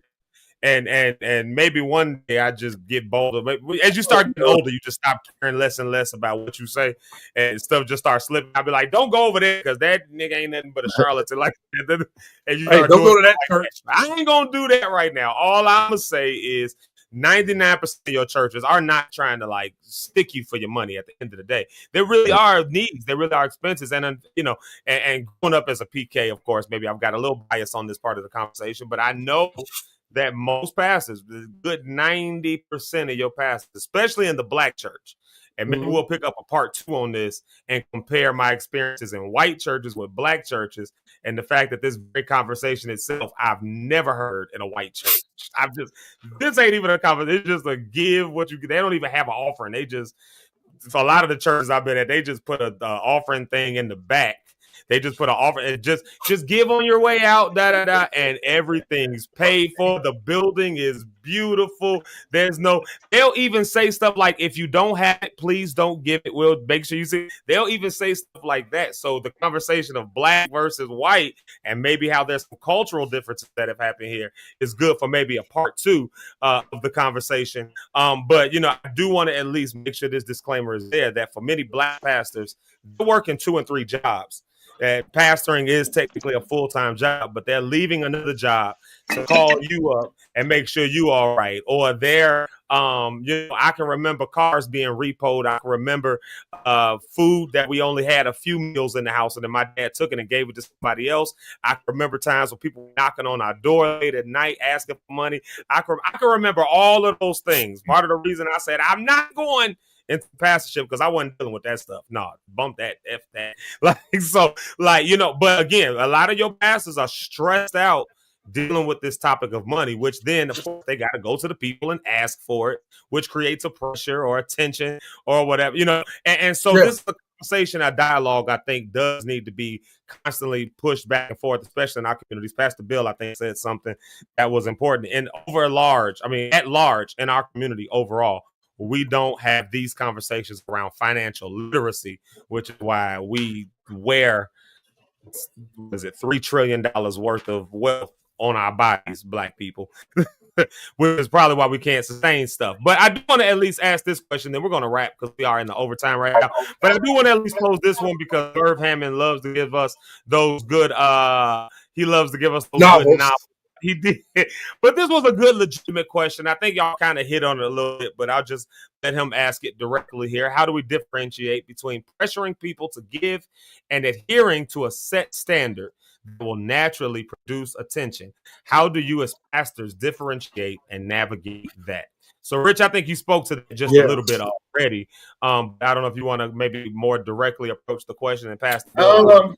Go ahead in there, but yeah. Let's see here. Put it back on the screen for you. He's a professional. You know what I'm saying? He's a veteran in the game on this. I got to swing the big bro. I know I said it, but you got to swing the big bro. You say you in training camp, but the season about to start though, baby. Get ready. You're right. I got a couple months left, Doc. You're right. So I would say that even kind of what Rich said it's a play and a pushback. You know, it's a play and a pushback, because at the end of the day, you know, I would say this, the honestly, it comes down to the integrity, the intention, and the personality of the person that's making the ask. That's what I would say. Because sometimes you can say something and you may have just said it one way. This is what I'm trying to say. You can say one thing to 10 people, and those 10 people will take it in 10 different ways. So I think the applying the pressure has to be based on the intention of the person making the ask. Because I will say this, the reality of it, and you may not like to hear it, but Zeke, you talked about it, because culturally and ethnically, there's a different mentality. So off top, when you're dealing with people that are skeptical, you got to be able to close the deal. Yeah. Because you're making an ask. And guess what? At the end of the day, if y'all don't give and we don't meet the budget, then we won't be able to pay the bills, and then we won't have a place to have church. So sometimes it's not pressure, it's just the bottom line, the reality of the situation. You know, so and I'll even say this and I'll conclude.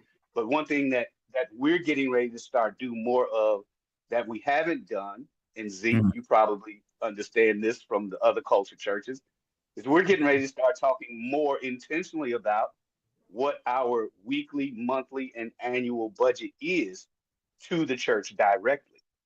So that way, when I come out on this Sunday, I can say, hey, guess what? We didn't meet the budget last Sunday. And if we don't meet it for 3 Sundays, then we're 3 months behind, or with whatever. So that's also, again, too, it's now teaching people stewardship, because what we don't know is sometimes our people may not even be fully cognizant or aware of how they're managing their own funds. So yes, that's something that has come up recently that we've been talking about in church leadership. Something that's come up again culturally as well. But to be able to say, all right, close the doors, because if we don't raise $3,000, we can't leave. I'm joking, but yeah, no. So yeah, that pressure has to be applied, but it has to be applied with integrity, and it has to be applied with proper intent. Mm-hmm. Yeah, and I would add, I want to jump in. The transparency part. I think being transparent helps out with that pressuring and really understanding the difference between it. The more transparent you are, it seems to, in our culture, most people have seemed to like it. We've seen it doing well with being transparent with the finances, where things are going, and it kind of takes that pressure off the people to feel like, oh, but here's another thing, because I know pressure can be one thing, but some people now have gotten excited. I don't know if that's the word, and they want to give more. They're like, well, we cannot give more because we've shown more transparent. We've taken the pressure away. It's like, now I'm ready to give even more than just 10%. And so as long as we stay in the word, we stay in the word of principle, and then we doing practical things like financial literacy. I love the fact of how to budget. If we show up in the church how we budget, it might help you to want to budget more in your family, and at least that relieves pressure from people and how we look at it. So. Yeah. No, that's all good. This conversation is so rich and enlightening and so wonderful and amazing. I think this needs a part 2. I do, because the conversation is so deep. I really think that there's so many other topics on top of that, because today is, of course, Friday, and there's so many other topics that I would love to hit. We're talking about deconstructing and all that. Money is the elephant in the room. I think y'all just hit on something real good, though. Being transparent. People want to know where their money is going at the end of the day. I'm not just gonna give you money and just trust that you're gonna do something with it. And there is no entity anywhere in the world that will do that. That's the reality. I gotta go file a report right now, because my job, they contract us and they want to know what y'all doing with the money that we gave to y'all. And that's one thing that black churches have not done well.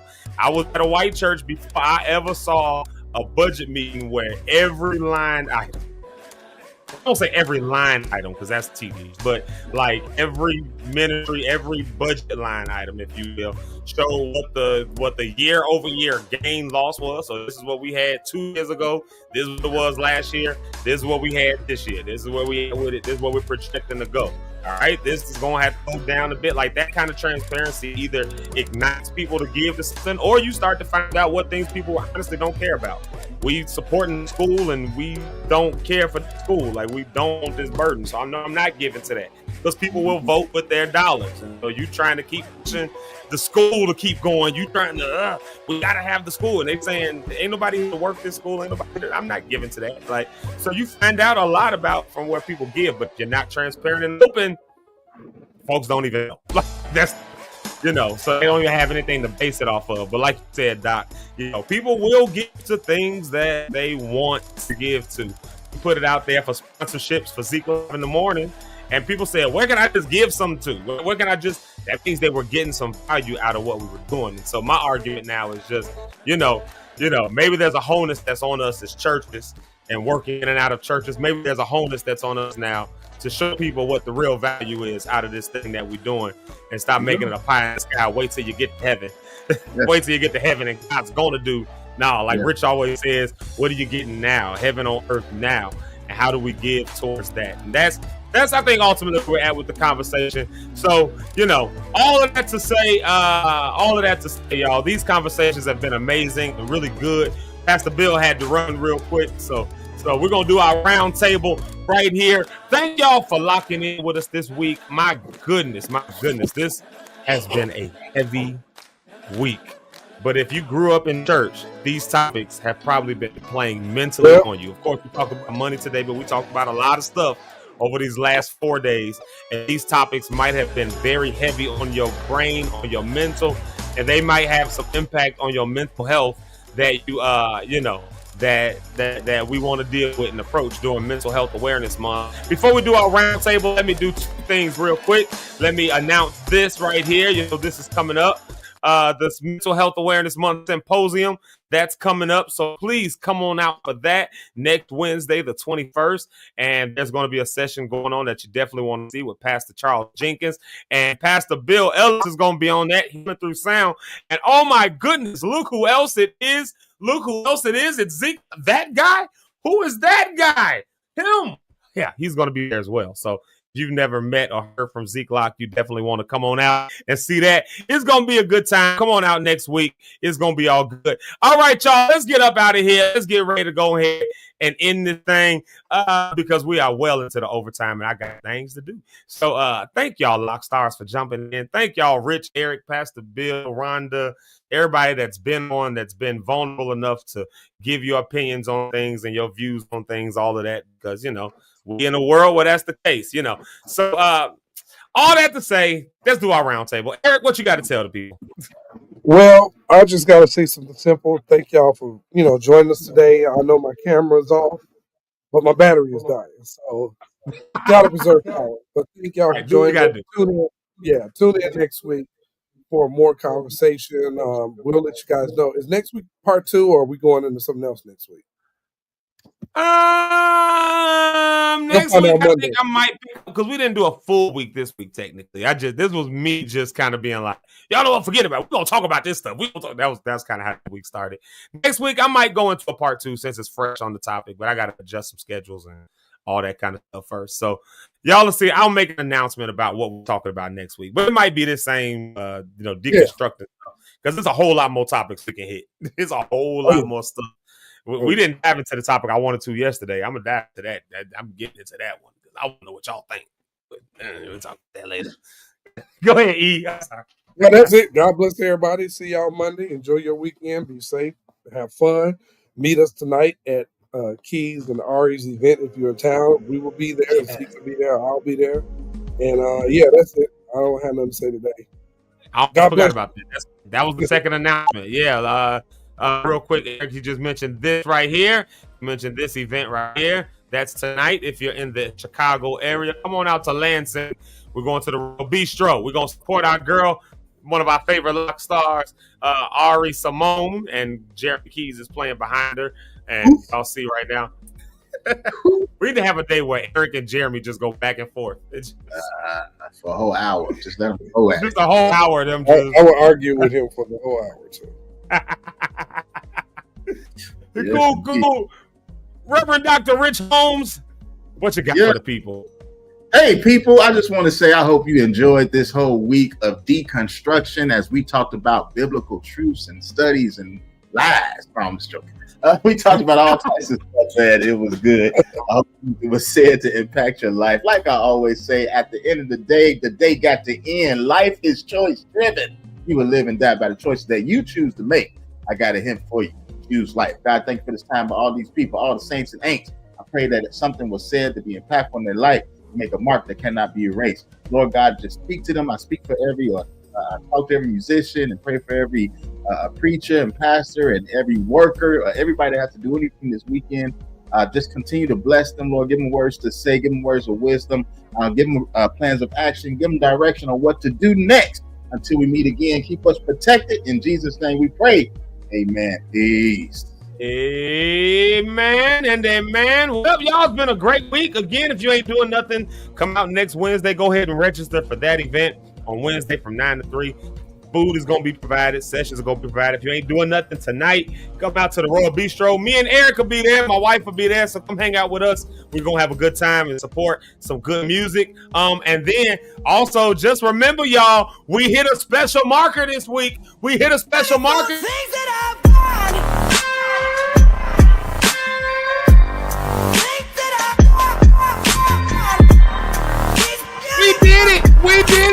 did it. We hit 100. We did it. Yeah. Yeah, shout out to y'all. We hit that over 100 this week. So this is a special week for us. Be on the lookout for the kickback announcement for next week. Other than that, I just got to let y'all know, I really do appreciate y'all. I really do appreciate y'all locking in with us every morning. I really honestly do. And this Miss Ursula Ellis always types in amen. I always see it. I never post it, but she gave us the amen for this week. And shout out to Merv Hammond. Merv, send me an email, Merv, or shoot me a direct message or something like that. I want to see if you're willing to come down to Chicago. I don't know. I ain't got no budget. Oh, yeah. Hey, wait a minute. Because we play those songs all the time, and it'd be cool to hear it live, you know. So I'm about to fuss with my mother. Say, hey, lady, where your comment at? I thought we were looking for Mama JP Rideout, but the electricity was all out and stuff like that. And she it might be bothered, but she is watching. So we're just gonna assume that she said this is a great week and a phenomenal Friday. We just gonna assume she said that. All right. Erica let us know if we were wrong or not. So there you go. But y'all, I thank y'all. We appreciate y'all. Y'all have a blessed and a good weekend. And we'll see y'all on Monday. Zeke Locke on YouTube. Come on, check it out. Zeke Live in the morning. We love y'all. Peace out.